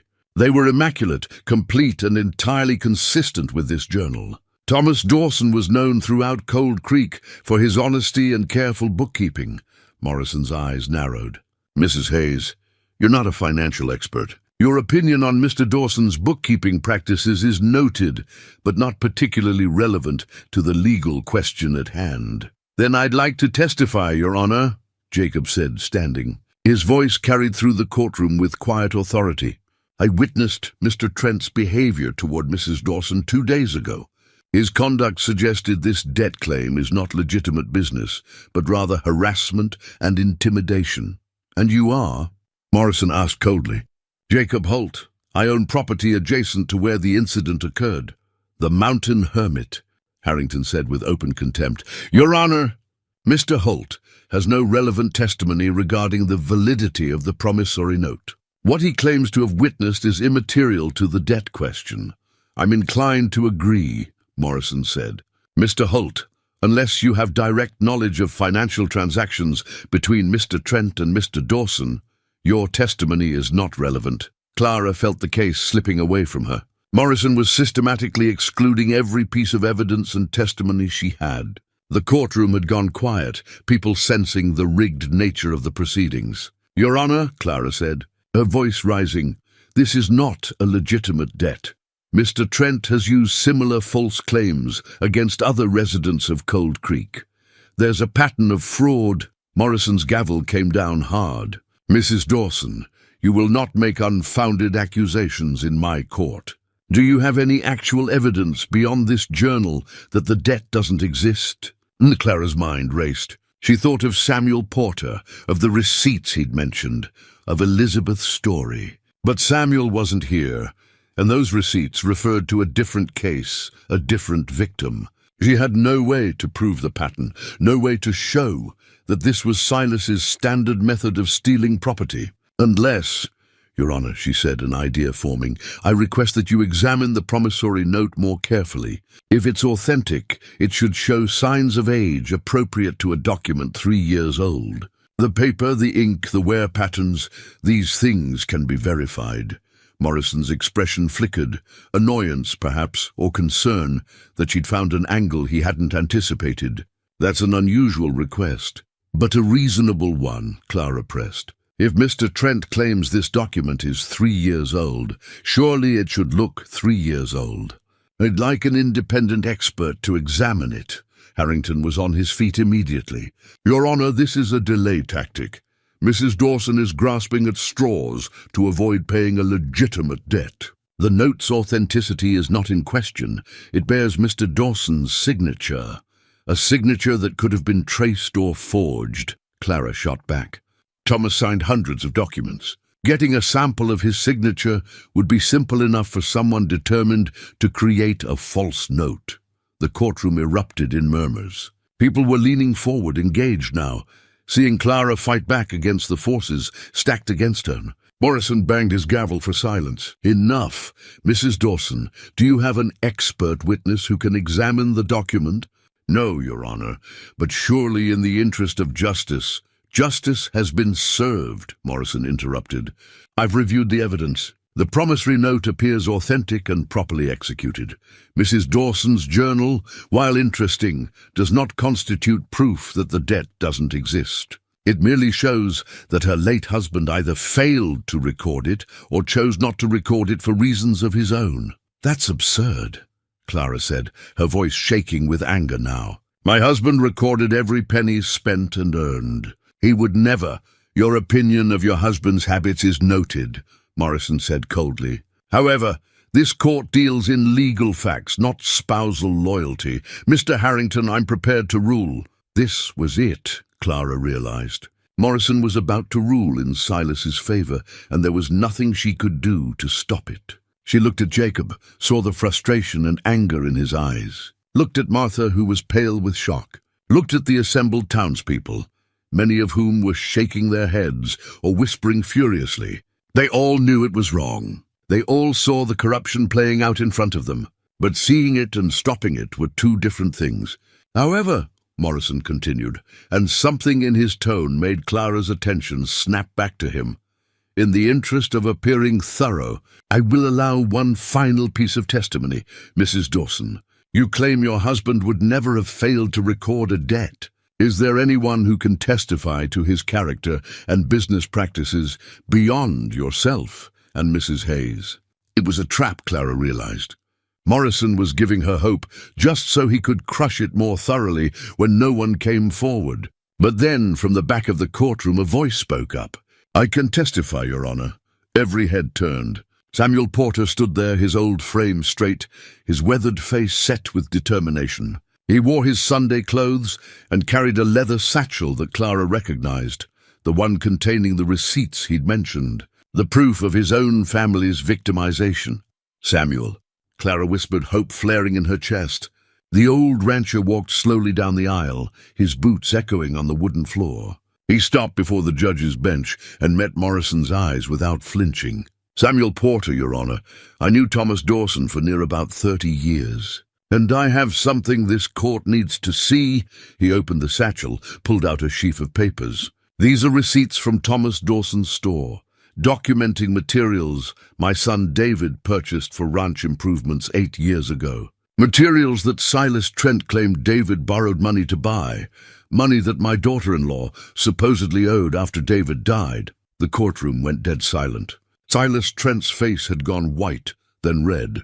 Your Honor, Harrington said quickly, this is completely irrelevant to the case at hand. It's entirely relevant, Samuel said, his voice gaining strength, because it shows a pattern. Thomas Dawson's records prove my son paid cash for those materials. No loan, no debt. But Silas Trent produced a promissory note, just like the one he's using against Mrs. Dawson, claiming money was owed. Judge Morrison, you ruled in Trent's favor then, just like you're about to rule in his favor now. But the truth is, both notes are forgeries. Both debts are lies. And it's time someone in this town said so out loud. Morrison's gavel came down like a gunshot. Mr. Porter, you are out of order. This court's previous ruling is not under review. Maybe it should be, someone called from the gallery. Clara turned to see Pete, the ranch hand who'd been with Silas at Jacob's cabin, standing with his hat in his hands. Maybe a lot of things should be reviewed, Your Honor, because I've seen Mr. Trent with blank promissory notes, and I've heard him talking about finding signatures to trace. I worked for him for 5 years, and I'm done pretending I don't know what he's been doing. The courtroom erupted. People were on their feet shouting, some in support of Clara and Samuel, others defending Silas. Morrison pounded his gavel until Clara thought it might break, but the chaos continued. And through it all, Clara stood holding Thomas's compass, feeling its weight in her hand, watching as the careful facade of Silas Trent's empire began to crack. Judge Morrison finally restored order by threatening to clear the courtroom entirely. The spectators settled into tense silence, but the atmosphere had fundamentally changed. What had been a routine proceeding, a powerful man crushing a widow through legal manipulation, had transformed into something else. The truth was out now, messy and undeniable, and there was no putting it back in the box. Mr. Porter, Morrison said, his voice tight with barely controlled anger, your allegations are serious and, I must say, highly inappropriate. You're making claims about this court's past rulings without any— I have proof, Your Honor, Samuel interrupted, his fear seemingly burned away by righteous anger. These receipts, signed by Thomas Dawson, dated and documented. They show my son paid cash for materials that Silas claimed were purchased with borrowed money. Thomas's journal would have the same transactions recorded on his end. Cross-reference them. The truth is right there for anyone honest enough to look. Silas was on his feet now, his face a mask of controlled fury. Your Honor, this is a circus. Samuel Porter is a bitter old man nursing a decade-old grudge. His so-called evidence is meaningless. Then you won't mind if it's examined, Jacob said, his voice cutting through the noise like a blade. He'd moved to stand beside Samuel, and together the two men presented a united front. If the receipts and Thomas's journal contradict your promissory note, that proves fraud. If they support it, then Mrs. Dawson loses and you win. Simple enough. Morrison looked trapped, his eyes darting between Silas and the crowd of townspeople watching with intense attention. Clara could see the calculation in his face. He wanted to rule for Silas. Had probably already been paid to do so, but the situation had escalated beyond a simple corrupt judgment. Too many people were watching now. Too many questions were being raised. This hearing is getting out of hand, Morrison said finally.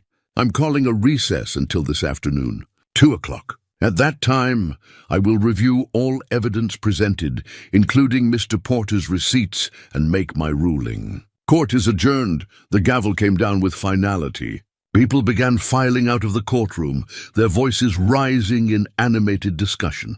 Clara felt a hand on her shoulder and turned to find Martha, her eyes bright with cautious hope. You did it, Martha whispered. You got Samuel to come forward. I didn't know he would, Clara admitted.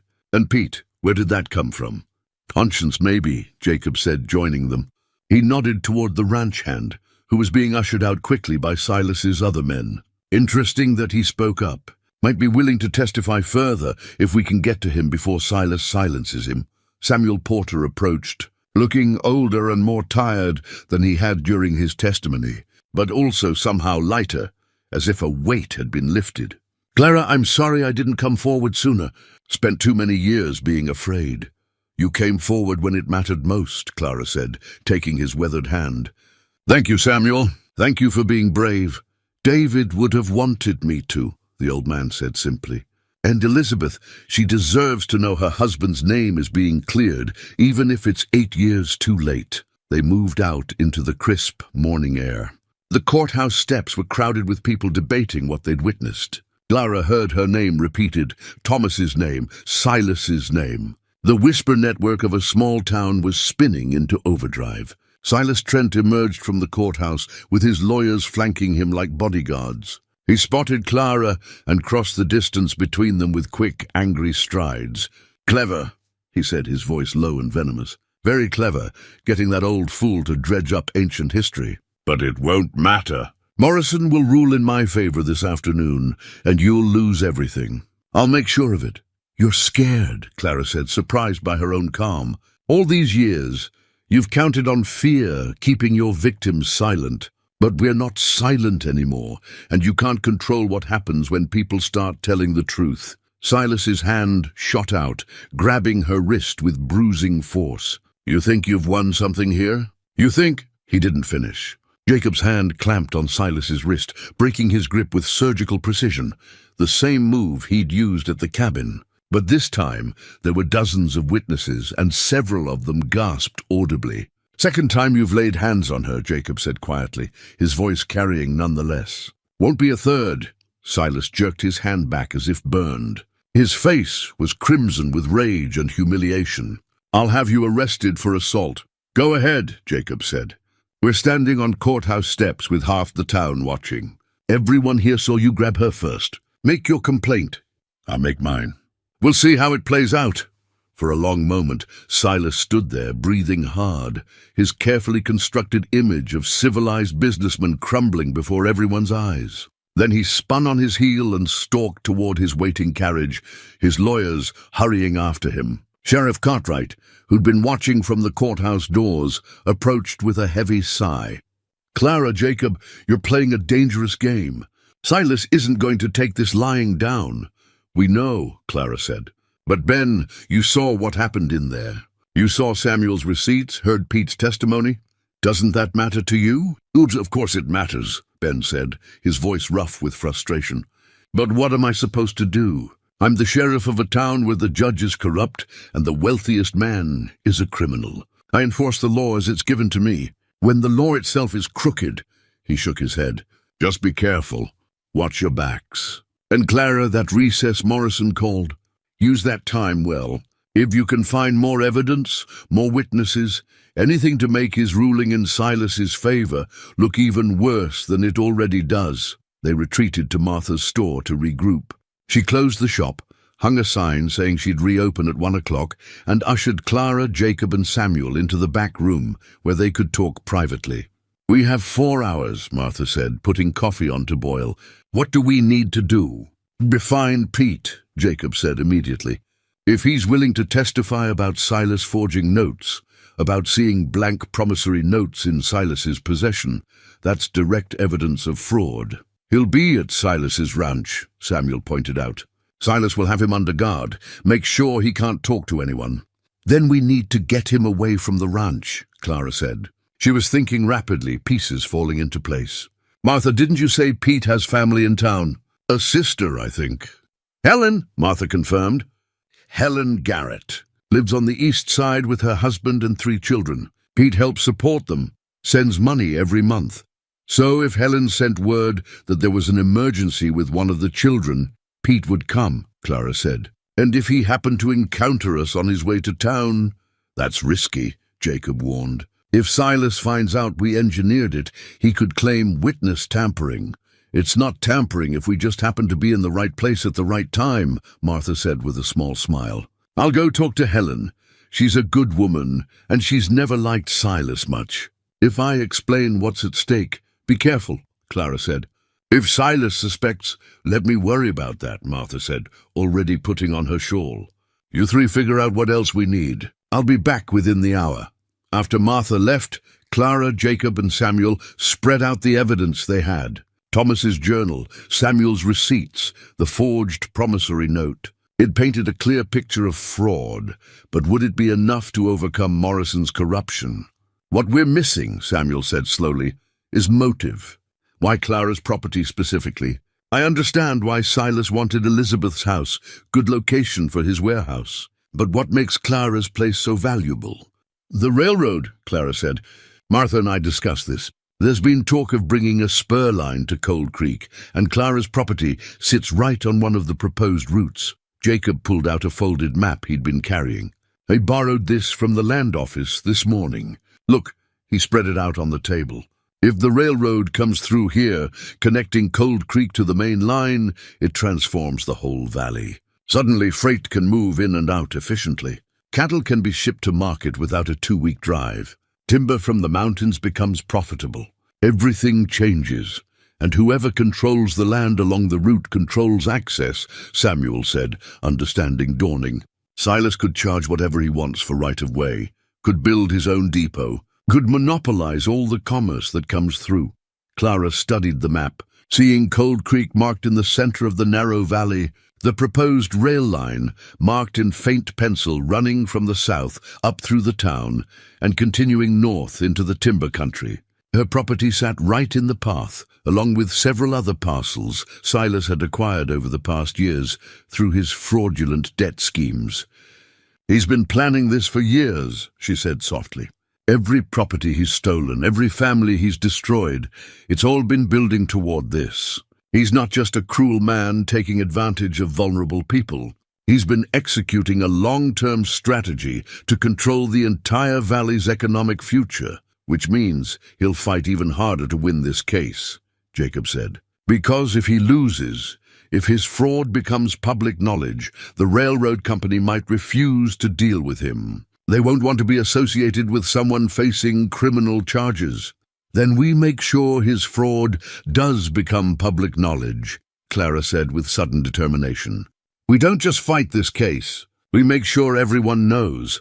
The railroad company, the territorial government, every newspaper and business interest that might care. We expose him so completely that even if Morrison rules in his favor, Silas is finished anyway. Samuel was nodding slowly. The territorial marshal's office would care about this. Federal fraud, pattern of corruption, a judge taking bribes. That's their jurisdiction. How long would it take to get federal marshals here? Clara asked. Week, maybe 2 if we sent a telegram, and they took it seriously, Jacob said. He was looking at the map still, his expression thoughtful. But Clara, we don't have a week.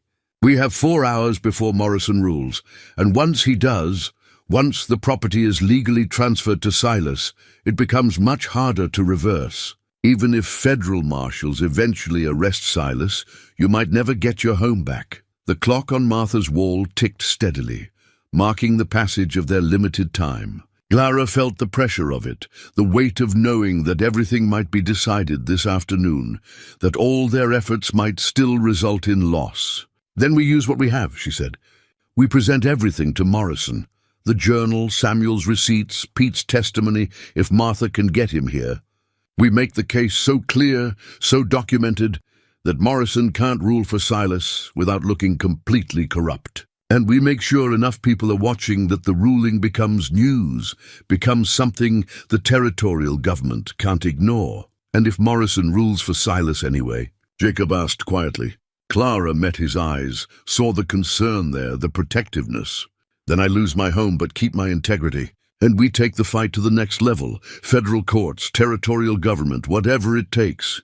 This isn't just about me anymore. It's about stopping Silas from doing this to anyone else. Martha returned sooner than expected, slightly out of breath but smiling. It's done. Helen sent word to Pete that her youngest has a fever and she needs him. Pete's already left the ranch.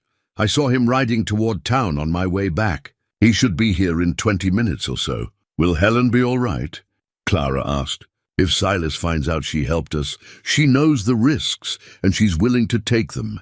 Says she's tired of being afraid of Silas Trent, tired of watching him hurt people. Her words, not mine.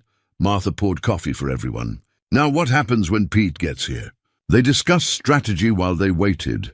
How to approach Pete, what questions to ask, how to ensure his testimony would be admissible and credible. Jacob suggested they meet Pete outside, where they wouldn't seem to be coercing or coaching him. Just concerned citizens having a conversation on a public street. When Pete finally appeared, riding slowly down Main Street toward his sister's house, they were waiting on the boardwalk outside Martha's store.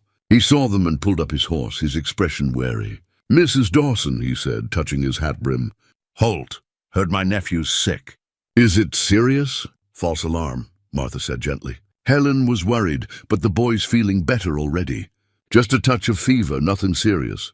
Pete's eyes narrowed slightly. He was no fool. He could see he'd been lured here. "So why are you all standing here looking at me like I'm about to testify at a trial?"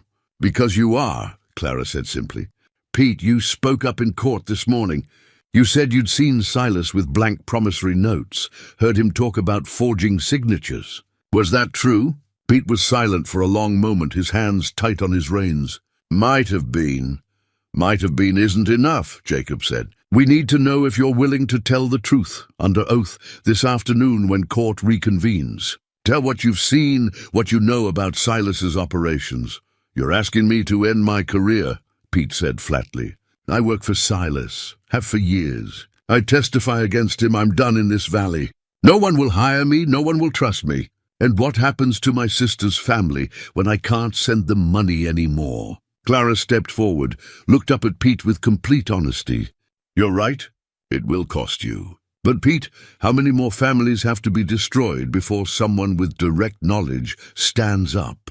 How many more widows? How many more children losing their homes? You have a chance to stop it. That's worth something." Pete looked at her, then at Samuel Porter standing there with his old shoulders straight, despite everything he'd lost. "Mr. Porter, your daughter-in-law, Elizabeth. She was kind to me once, when I was new to the valley and didn't know anybody. Brought me food when I was sick, didn't have to. I've thought about her sometimes, wondered where she ended up. She's in Ohio," Samuel said quietly. "Remarried. Has a good life now, or so she says in her letters. But she lost years to grief and poverty because of what Silas did. Your testimony might not change that, but it could prevent him from doing it to anyone else." The cowboy sat on his horse, the internal struggle visible on his weathered face. Finally he dismounted, tied his horse to the hitching post. "All right, I'll testify, but I want it known. I'm doing this because it's right, not because anyone forced me or paid me. And after I'm leaving this valley. Going somewhere Silas Trent's name doesn't mean anything." "Fair enough," Jacob said, offering his hand. Pete shook it, and in that gesture Clara saw another small victory. Another person choosing truth over fear. They spent the remaining time preparing Pete for what he'd face in court, making sure his testimony would be clear and credible. Samuel shared his own experience from the morning, warning Pete that Morrison would try to discredit him, that Silas's lawyers would attack his character and motives. "Let them," Pete said with growing confidence. "I've got nothing to hide. I've seen what I've seen, and the truth is the truth." When the clock struck 1:30, they began the walk back to the courthouse. Word had spread about the afternoon session, and even more people had gathered than in the morning. The steps and surrounding street were crowded with townspeople, all waiting to see how this drama would resolve. Clara walked through them with her head high, Thomas's compass in her pocket and his journal tucked under her arm. Jacob walked on one side, Samuel on the other, and Martha and Pete followed behind. It felt like more than just going to a hearing. It felt like leading a small army into battle, an army of truth against the forces of corruption and power. Inside the courtroom, Silas sat with his lawyers, his expression a carefully controlled mask of confidence. But Clara saw the tension in his shoulders, the way his eyes tracked Pete as they entered, the flash of what might have been fear before he suppressed it. Judge Morrison entered, his black robe seeming heavier somehow, his face set in hard lines. "Court is reconvened," he announced. "We will now hear any additional testimony or evidence before I make my ruling. Mrs. Dawson, do you have anything further to present?" Clara stood. "Yes, Your Honor. I have a witness who can testify to Mr. Trent's fraudulent practices. Mr. Pete Garrett has direct knowledge of—" "Objection." Harrington was on his feet instantly. "Your Honor, Mr. Garrett is a disgruntled employee, making allegations to deflect from his own termination." "I haven't been terminated," Pete said loudly, standing. Yet, but I will be after this, and I don't care. Your Honor, I've worked for Silas Trent for 5 years. I've seen things that need to be said. Morrison looked like he'd bitten into something sour. But with the courtroom packed full of watching eyes, he had little choice. Very well, Mr. Garrett approached the bench. You'll be sworn in. And so Pete testified. He spoke clearly and without embellishment about the day he'd been in Silas's study and seen a stack of blank promissory notes. About conversations he'd overheard regarding the need to acquire certain properties before the railroad announcement. About Silas practicing signatures, claiming he was helping illiterate partners with paperwork, but doing it in private, in secret. Harrington tried to discredit him, suggesting he was lying for money or out of spite. But Pete held firm, his simple honesty more convincing than any lawyer's rhetoric. When Pete finished, Samuel Porter requested to speak again, this time presenting his receipts in detail, walking through how they proved his son had paid cash for materials Silas later claimed were borrowed. The evidence was mounting, undeniable and damning. Clara could see Morrison's discomfort growing, could see Silas's facade cracking further. The courtroom was silent, everyone leaning forward, not wanting to miss a single word. Finally, Morrison held up his hand. Enough. I've heard sufficient testimony. He paused, his eyes moving across the packed courtroom, seeming to calculate odds and consequences. This court will take a brief recess to consider all evidence. 30 minutes? He disappeared into his chambers, leaving the courtroom buzzing with speculation. Clara sat down, suddenly exhausted, and felt Jacob's hand on her shoulder. You did well, he said quietly. We all did, she replied. But will it be enough? In 30 minutes, they would have their answer, and Cold Creek would learn whether justice could overcome corruption, or whether power and money would win, as they so often did on the frontier. The 30 minutes stretched like hours. Clara sat in the courtroom, unable to leave, unable to do anything but wait while Morrison deliberated behind closed doors. The crowd remained, no one willing to miss the resolution. Even the air seemed to hold its breath.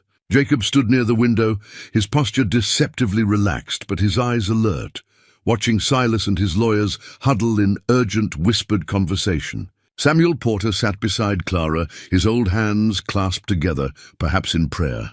Martha had positioned herself near the door, as if ready to spread whatever news emerged to the rest of the town. When Morrison finally returned, the courtroom fell silent so quickly Clara could hear the clock ticking on the wall. I have considered all evidence and testimony, Morrison began, his voice formal and flat. This is an unusual case, with serious allegations made by both sides. The matter of the promissory note versus the journal entries presents a credible dispute. Clara's heart sank. He was preparing to rule for Silas anyway, using the language of legal technicality to justify corruption. However, Morrison continued, and Clara's attention snapped back. The testimony of Mr. Porter and Mr. Garrett, combined with the documentary evidence presented, raises substantial questions about the authenticity of the promissory note. While I cannot rule definitively on matters that may involve criminal fraud, that would be for a higher court or federal authorities, I can rule on the immediate question before me. He paused. And in that pause, Clara saw something flicker in his expression. Fear, perhaps, or the realization that his career was on the line, either way he ruled. I find insufficient evidence to support Mr. Trent's claim of debt. The promissory note alone, without corroborating documentation, does not meet the standard of proof required to seize property. Mrs. Dawson's journal, supported by Mr. Porter's receipts showing Mr. Dawson's consistent business practices, creates reasonable doubt about the note's validity. Therefore, I rule in favor of Mrs. Dawson. The debt claim is dismissed. The courtroom erupted. People were on their feet, some cheering, others shouting in shock. Silas Trent's face had gone from red to white, his carefully controlled expression shattering into pure rage. Clara sat frozen, unable to quite believe what she'd heard. She'd won. Thomas's home was safe. The truth had prevailed. Jacob was beside her instantly, his hand on her shoulder, steady and real. You did it, he said quietly. and she heard the pride in his voice. But the celebration was short-lived. Silas was shoving through the crowd, his lawyers forgotten, heading straight for Clara. People backed away from him, sensing the fury radiating from the man. "This isn't over," he snarled, pointing at Clara. "You think you've won? You've destroyed me, dragged my name through the mud, turned my own employees against me. But I built everything in this valley, and I can take it away just as easily. You'll regret this. All of you will regret this." Sheriff Cartwright moved to intervene, but it was Jacob who stepped between Silas and Clara, his presence a wall of calm determination. "You need to leave," Jacob said quietly. "Now, or what?" Silas spat. "You'll assault me again, in front of all these witnesses? Or I'll arrest you," came a new voice from the back of the courtroom. Everyone turned. A man Clara had never seen before stood in the doorway. Tall, broad-shouldered, wearing a long coat that couldn't quite hide the badge pinned to his vest. A U.S. Marshal's badge.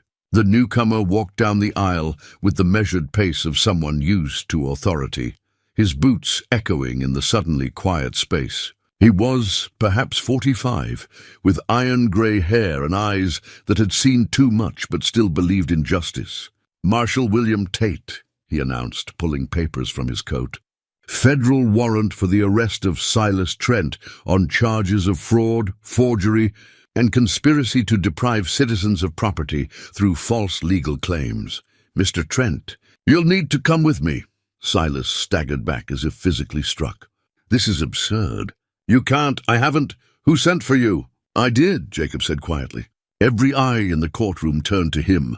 Jacob reached into his vest pocket and pulled out a badge of his own.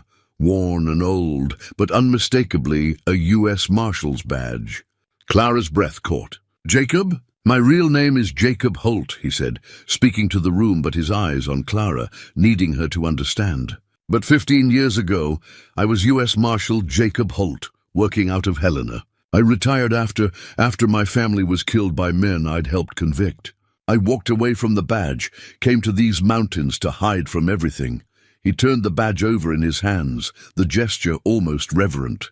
3 weeks ago, when I first heard about Silas's debt claim against Clara, something in me woke up. The old instincts, the old sense of justice. I couldn't let it stand, so I contacted my old office, told them what I suspected, sent them evidence as we gathered it. Samuel's receipts, Pete's testimony, everything. And I asked them to send someone. Marshal Tate nodded.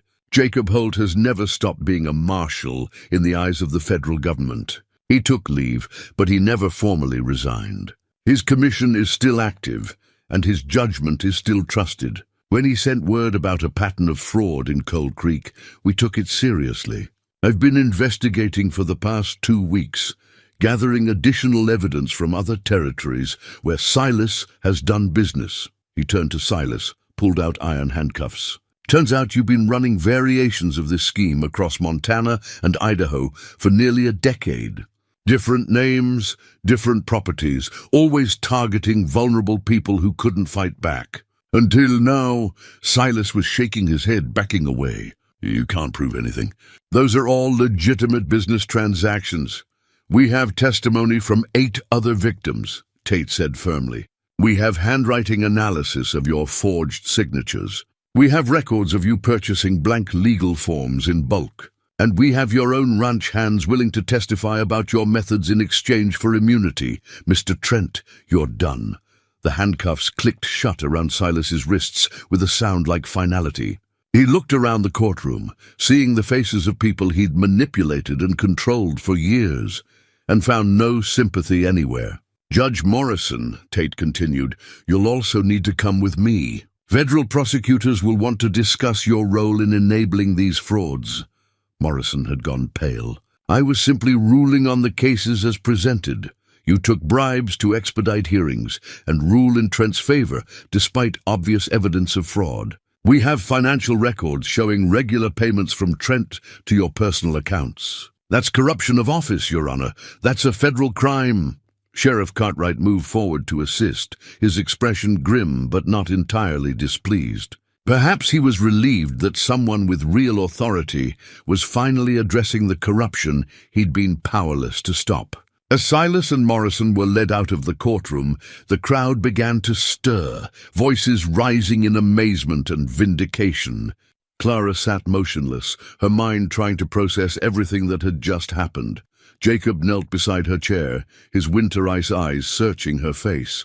"I should have told you sooner about who I was, what I'd done. But He hesitated, and she saw the vulnerability there, the fear of losing her trust. "I wasn't sure I had the right to carry that badge again. Wasn't sure I deserved to, after failing to protect my own family."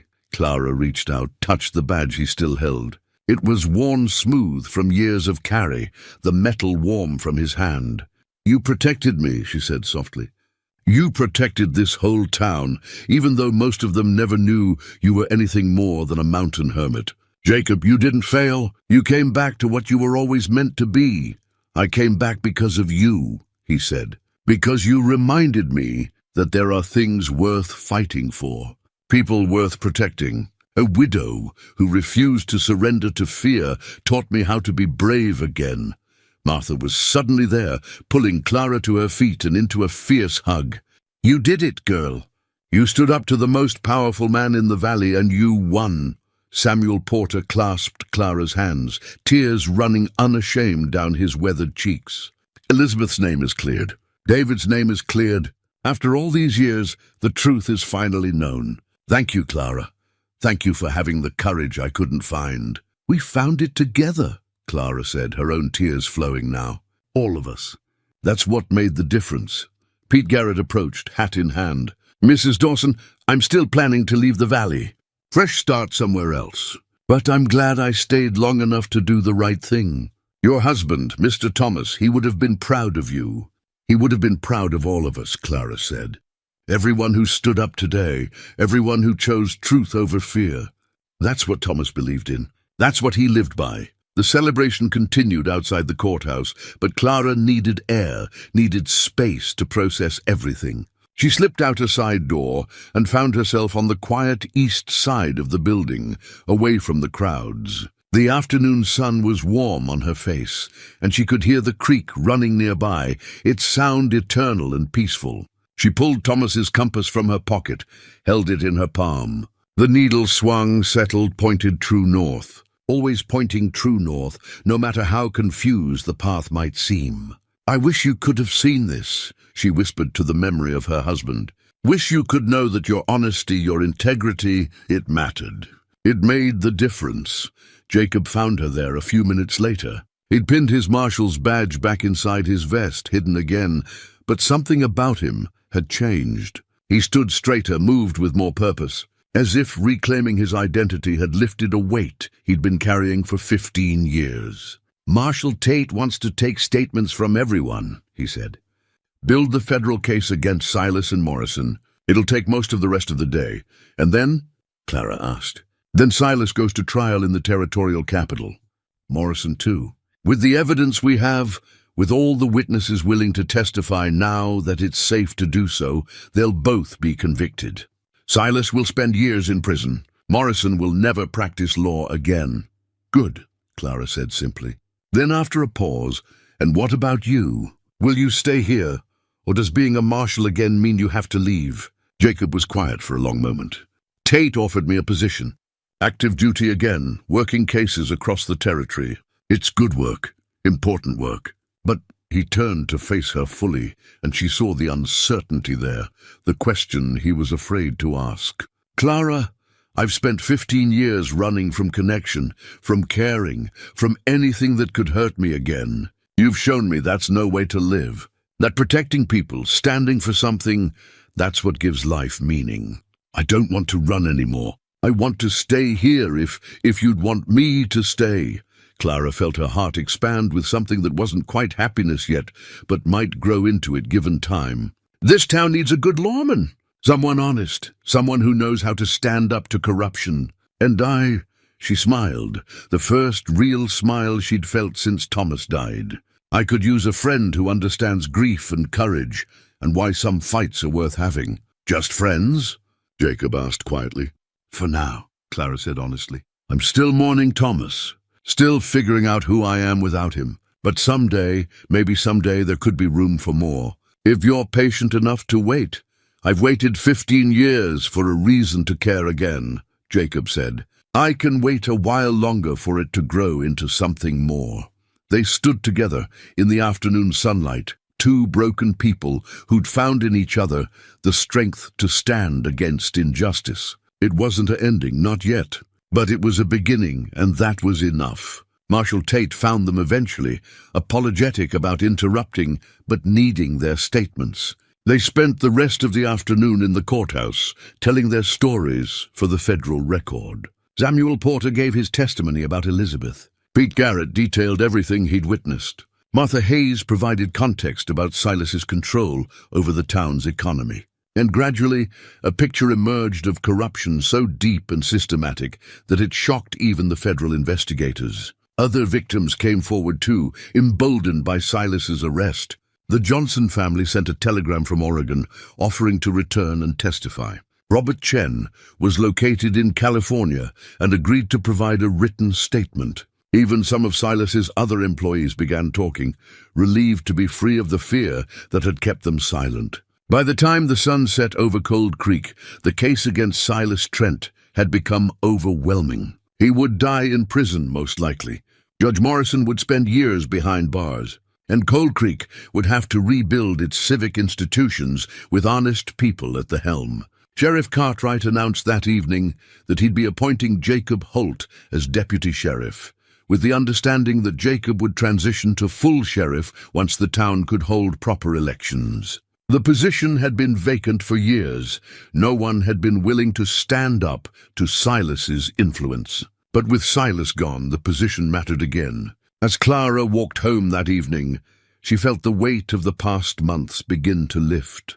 Her house was secure, Thomas's reputation was protected, and Cold Creek had learned something about the cost of silence and the power of truth. Martha walked with her partway, then veered off toward her own home with a wave and a promise to have lunch together soon. Clara continued alone through the familiar streets, seeing them with new eyes. This was her town, her community.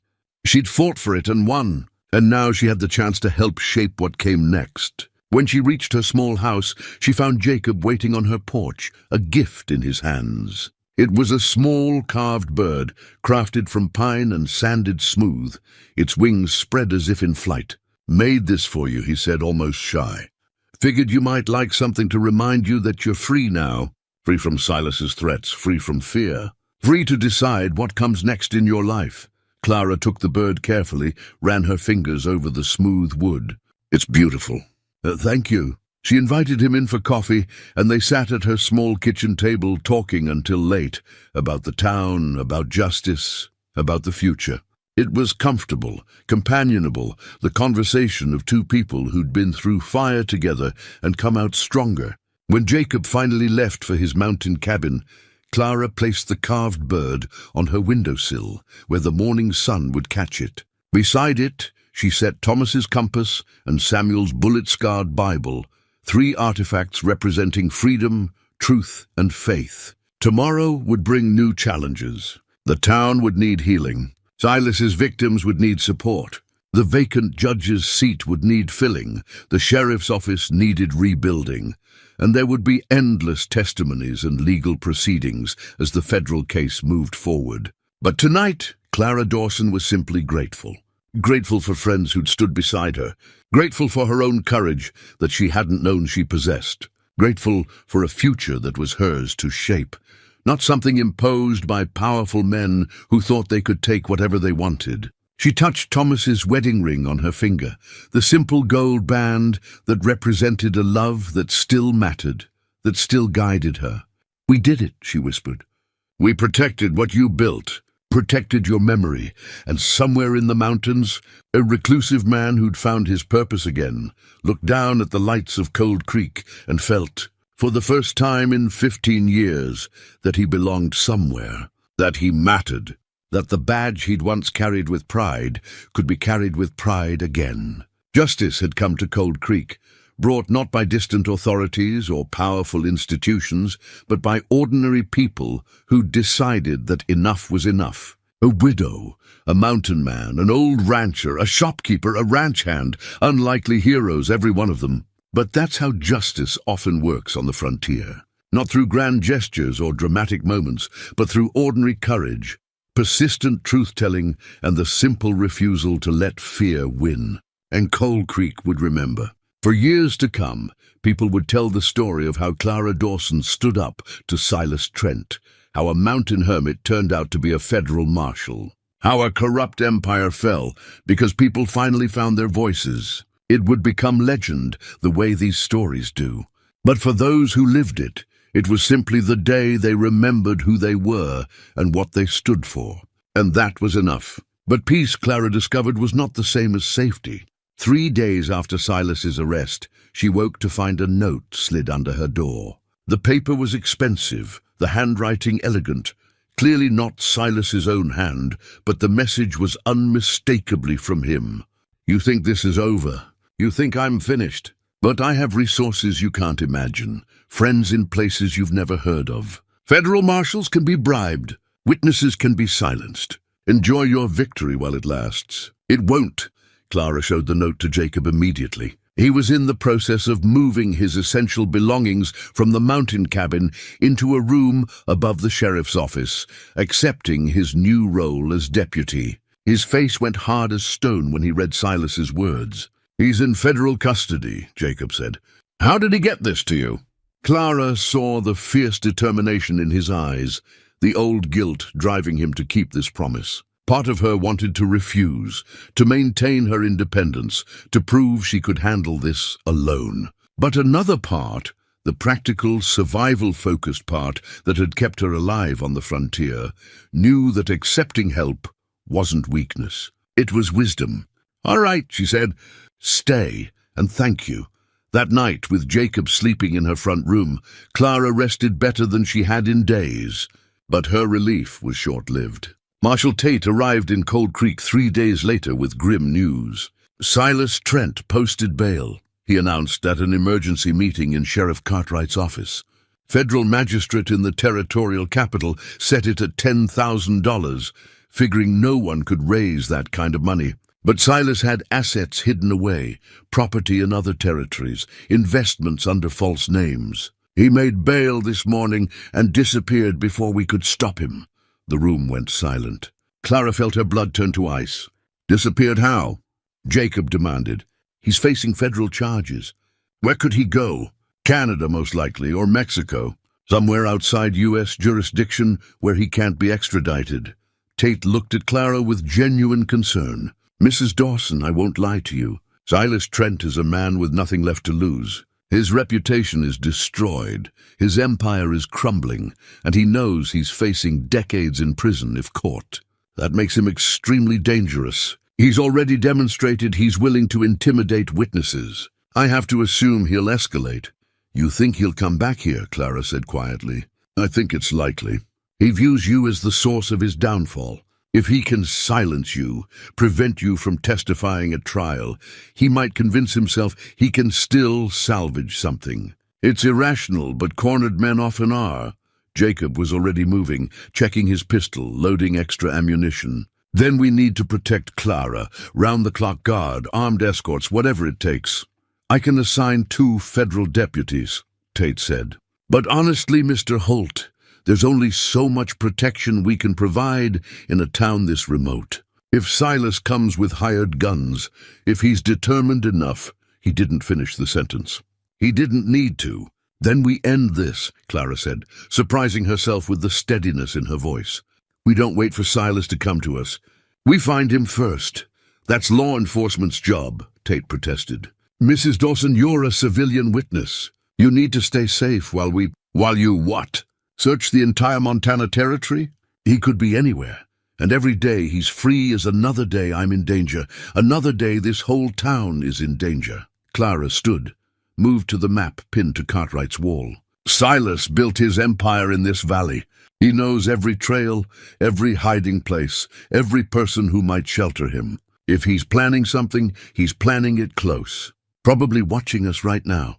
"She's right," Samuel Porter said from the doorway. No one had heard him enter, But there he stood, old and tired, but with the same determination that had made him testify. Silas wouldn't run far. He's too arrogant, too convinced he can still fix this. My money says he's at one of his line shacks up in the high country. Place where he can watch the town, plan his next move. You know where these line shacks are? Jacob asked. Some of them. I ran cattle in those mountains for 40 years before Silas squeezed me out. There are maybe a dozen shelters scattered through the high valleys, places Silas's men use during roundup season. Most are abandoned this time of year. Jacob studied the map with the intensity of someone planning a military campaign. If we can narrow it down to the most likely locations, we could scout them. Find out where he's hiding. That's vigilante justice, Tate warned. I can't officially sanction, then unofficially turn a blind eye, Jacob said flatly. Because officially, your best option is to wait and hope Silas makes a mistake. And while we're waiting, he could strike at any time, hurt any number of people. I'm not willing to accept that risk. Tate was silent for a long moment, his internal conflict visible.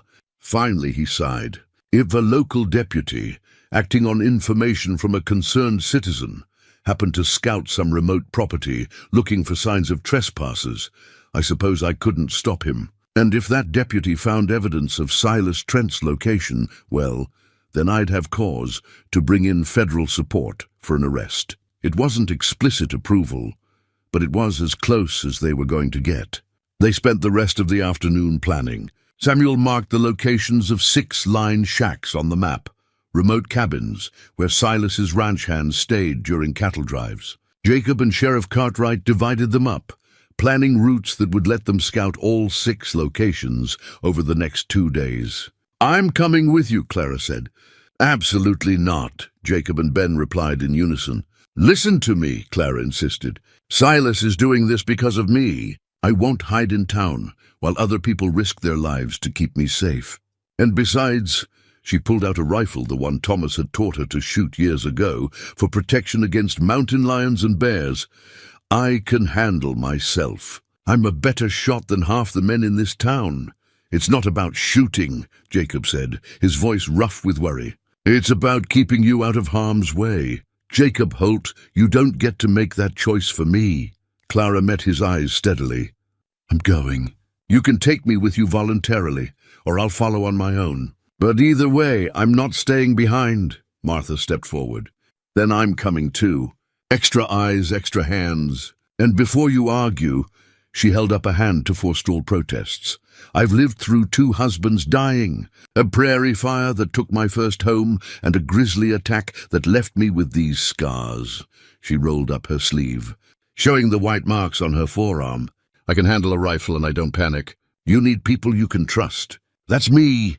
Jacob looked at Sheriff Cartwright, who shrugged. And they're both adults, both capable. And honestly, Jacob, we need every able body we can get. If Silas has hired guns with him, and he probably does, we're already outnumbered. So it was decided. They would leave at dawn, split into 2 groups. Jacob, Clara, and Samuel would take the northern route, checking 3 line shacks in the high valleys. Sheriff Cartwright, Martha, and 2 deputies would take the southern route. They'd regroup by nightfall and decide next steps based on what they found. That night, Clara prepared carefully. She packed food, water, ammunition. She wore practical clothes, wool pants borrowed from Martha, sturdy boots, a warm jacket. She braided her hair tightly and tied it back out of her face. This wasn't a social call. This was preparation for battle, and she would be ready. Jacob watched her preparations with a mixture of pride and worry. You don't have to do this, he said quietly. No one would think less of you for staying safe. I would think less of me, Clara replied. Jacob, my whole life, I've let other people handle the difficult things. My father protected me until he died. Thomas protected me after that. Even you've been protecting me these past months. But this fight, this is mine. Silas came after me, threatened me, tried to steal what Thomas and I built together. I need to see this through to the end, not hide while others finish it for me. Your courage is going to give me gray hair, Jacob said. But there was warmth in his voice, respect. You already have gray hair, Clara pointed out with a small smile. Then premature death from worry, he amended. Clara, I need you to promise me something. If things go bad tomorrow, if we find Silas and there's shooting, you get to cover and you stay there. Don't try to be a hero. Just survive. Only if you promise the same, Clara said. I can't. I'm a lawman. It's my job to stand between civilians and danger. Then we're at an impasse. Because I'm not promising something you won't promise yourself. Clara checked her rifle one last time, set it by the door ready for morning. We'll both do our best to stay safe, and we'll both do what needs to be done. That's all either of us can promise. They sat together in her small parlor, watching the fire burn low, neither wanting to sleep, but both needing rest for what tomorrow would bring. At some point, Clara's head drifted to Jacob's shoulder, and his arm came around her, steady and protective. Whatever happens, Jacob said into the quiet darkness, I want you to know, these past months with you, they've meant everything to me. You brought me back to life, Clara, gave me purpose again. No matter how tomorrow goes, I'm grateful for that. Don't talk like you're saying goodbye, Clara murmured. We're both going to survive this. We're going to see Silas arrested, see him tried and convicted, and then we're going to rebuild this town into something better. Together. Jacob agreed softly. I like the sound of that.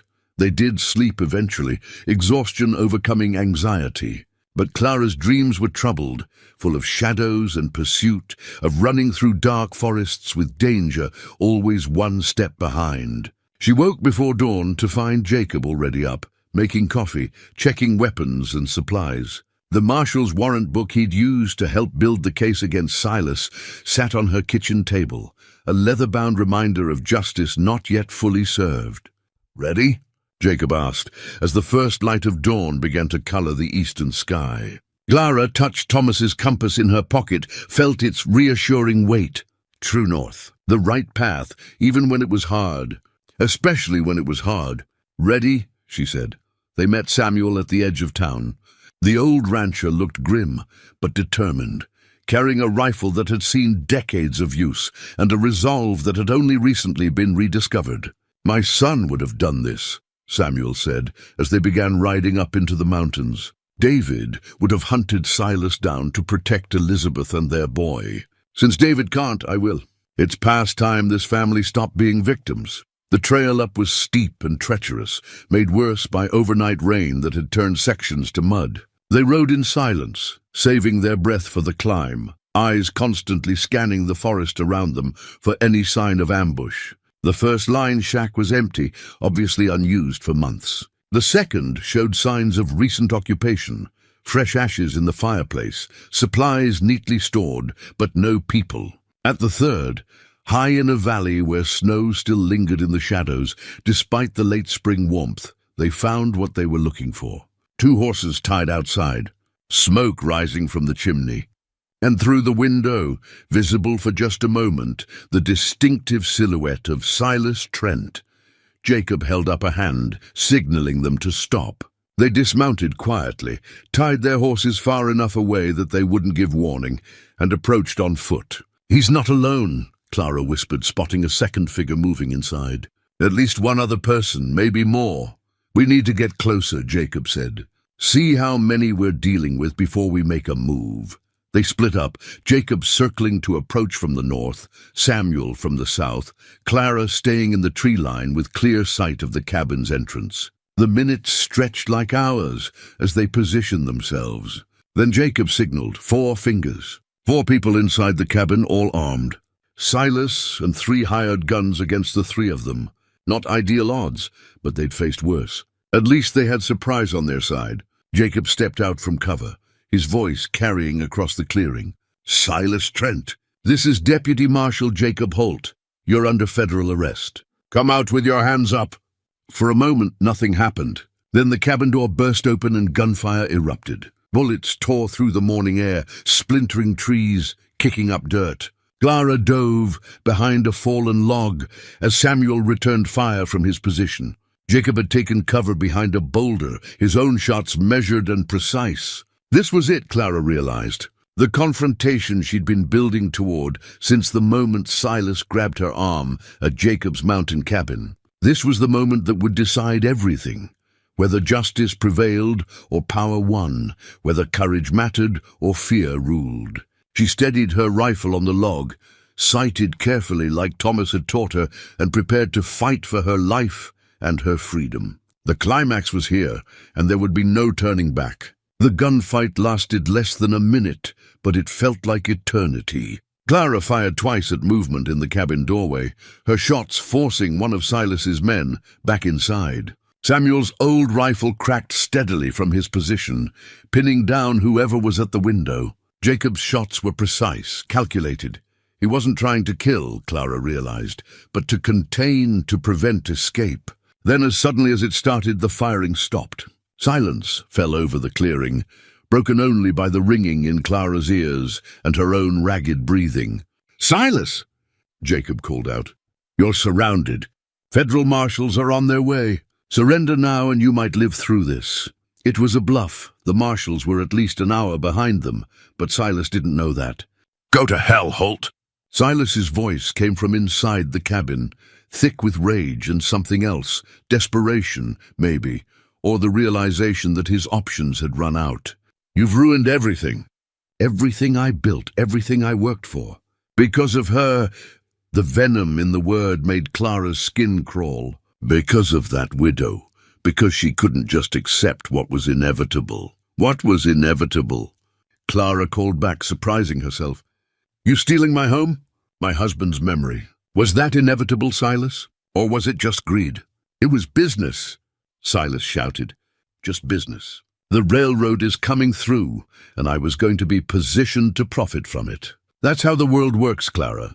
The strong take what they need, and the weak get out of the way. You should have gotten out of the way. Thomas never taught me to get out of the way of bullies," Clara replied, her voice steady despite the adrenaline coursing through her. "He taught me to stand up for what's right." A different voice came from the cabin, one of the hired guns.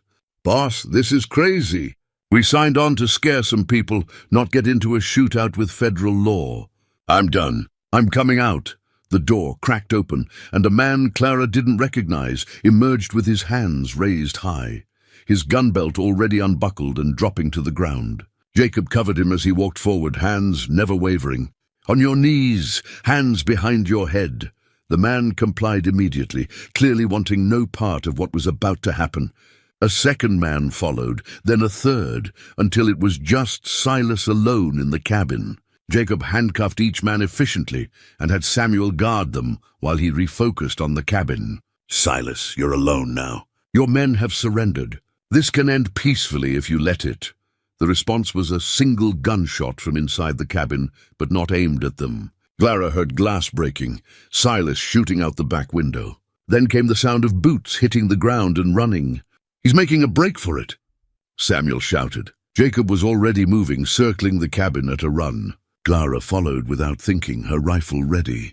They rounded the corner in time to see Silas disappearing into the tree line, heading upslope toward the higher elevations. "Stay here," Jacob ordered, but Clara ignored him. She'd meant what she said. This was her fight, and she was seeing it through. The chase led them higher into the mountains, through dense pine forest and across rocky clearings where patches of snow still lingered. Silas was ahead of them, crashing through undergrowth with the desperation of a man who knew this was his last chance. Behind them, Clara could hear Samuel's labored breathing as the old rancher struggled to keep up. They broke through the tree line into a high alpine meadow, and that's where Silas made his stand. He'd taken cover behind a cluster of boulders. His pistol trained on the trail they'd have to cross to reach him. "That's far enough," he shouted. His face was red, his breathing harsh. The veneer of civilization had completely stripped away, leaving only the raw desperation of a cornered animal. "I'll shoot the first person who takes another step." Jacob raised his hand, signaling Clara and Samuel to stop. "Silas, this is done. You can't escape. The smart thing, the only thing, is to surrender." "Surrender to what?" "A show trial. Years in federal prison. My name dragged through every newspaper from here to Washington." Silas laughed, the sound unhinged. "I built an empire, Holt. I was going to be the most powerful man in Montana Territory. And she," he pointed his pistol at Clara, "she destroyed it all. Because she wouldn't bow down, wouldn't accept her place. My place, Clara said quietly, stepping forward despite Jacob's warning hand on her arm, was never under your boot. Silas, my place was beside a good man who taught me that honesty matters more than wealth. You could have had a place in Cold Creek too, a respected place, earned through fair dealing and decent behavior. But you chose power over respect, fear over friendship. And now you have neither. Silas's hand was shaking, the pistol wavering. You think you've won? You think because you stood up to me, because you got lucky with some witnesses and a federal marshal, that means something. It doesn't. The world doesn't change because of one woman's stubbornness. Maybe not the whole world, Clara agreed. But Cold Creek changed. The people there saw what you really were, and they chose differently. They chose truth over fear. That's worth more than any empire you could have built on lies. Touching, Silas spat. But it doesn't matter.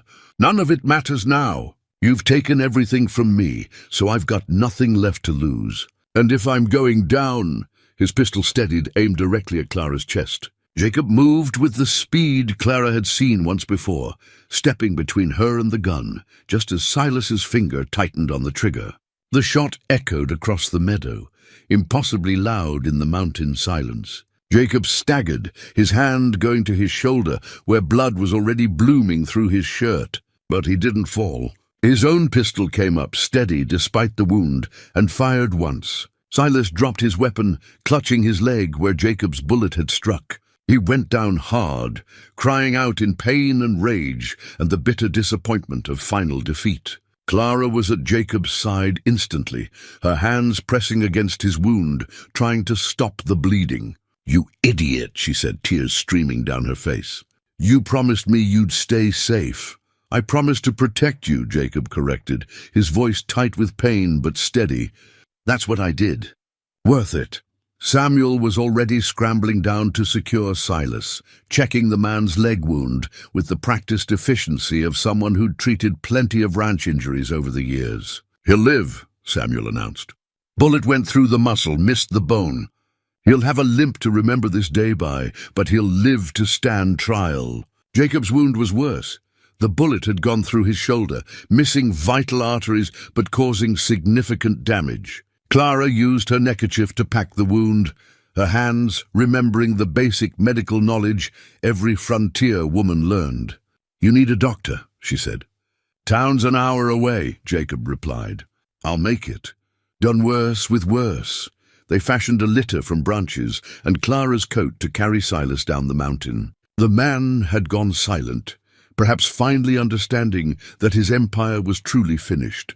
His hired guns, still under Samuel's guard back at the cabin, helped carry their former employer without complaint. The ride back to Cold Creek was slow and painful. Jacob remained upright in his saddle through sheer will, his face gray with blood loss, but his posture proud. Clara rode beside him, ready to catch him if he faltered. They reached town as the sun was setting, painting the mountains in shades of gold and purple. The main street was crowded. Word of the confrontation had spread, and it seemed like half the town had turned out to see the resolution. Marshal Tate was there with his federal deputies, taking custody of Silas and his men with grim satisfaction. "Got my message to stay back, I see," he said dryly to Jacob. "Didn't want to wait," Jacob replied. "Besides, we handled it. I can see that. You're bleeding all over my jurisdiction." But Tate's voice held respect, even approval. "Get yourself to the doctor. I'll handle the paperwork." Doc Morrison, no relation to the corrupt judge, met them at his clinic. He was a younger man, recently arrived in Cold Creek, with modern medical training and a steady hand. He examined Jacob's shoulder, cleaned and dressed the wound, and delivered his verdict. "You're lucky. Another inch to the right, and the bullet would have clipped your subclavian artery. You'd have bled out before reaching town."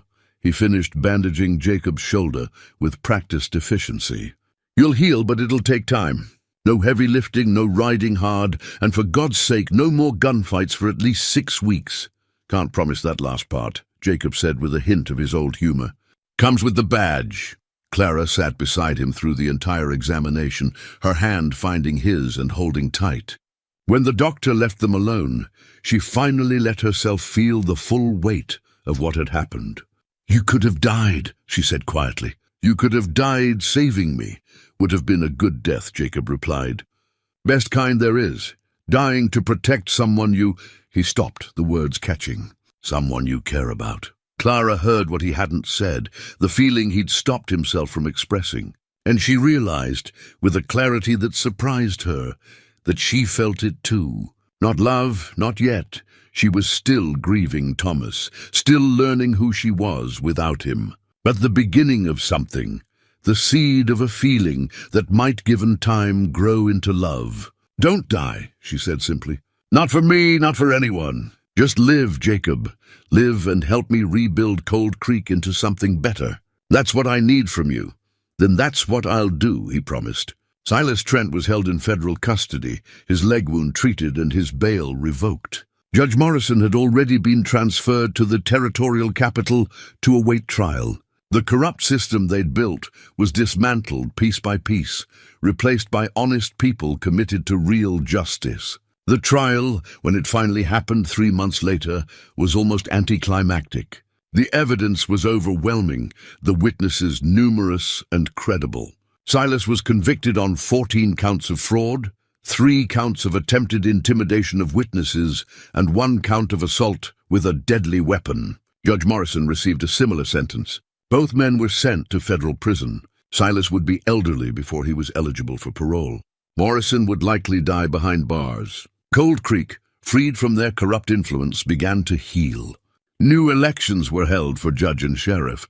Jacob, his shoulder fully healed, won the sheriff's position with near-unanimous support. A circuit judge from the territorial capital agreed to serve Cold Creek until a permanent, honest replacement could be found.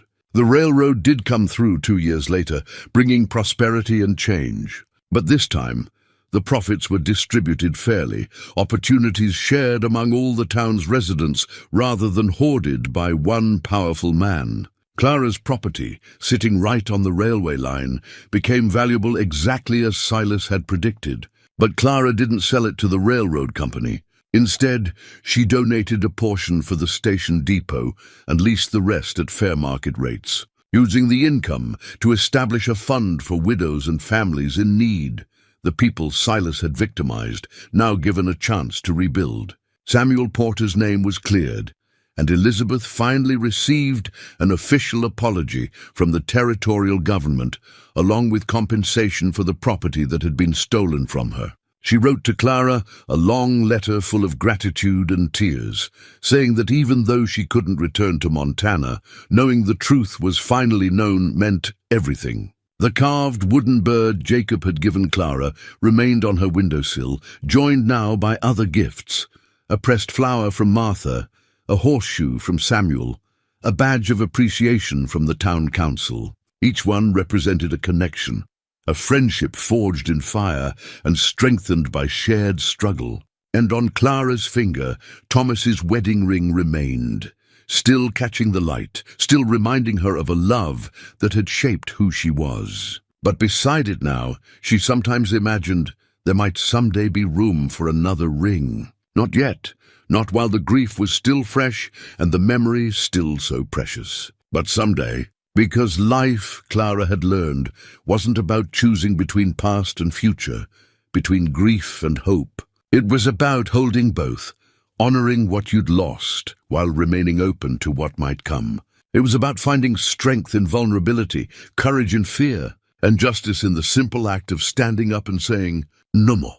As the sun set over Cold Creek one evening, painting the mountains in their eternal beauty, Clara sat on her porch with Jacob beside her.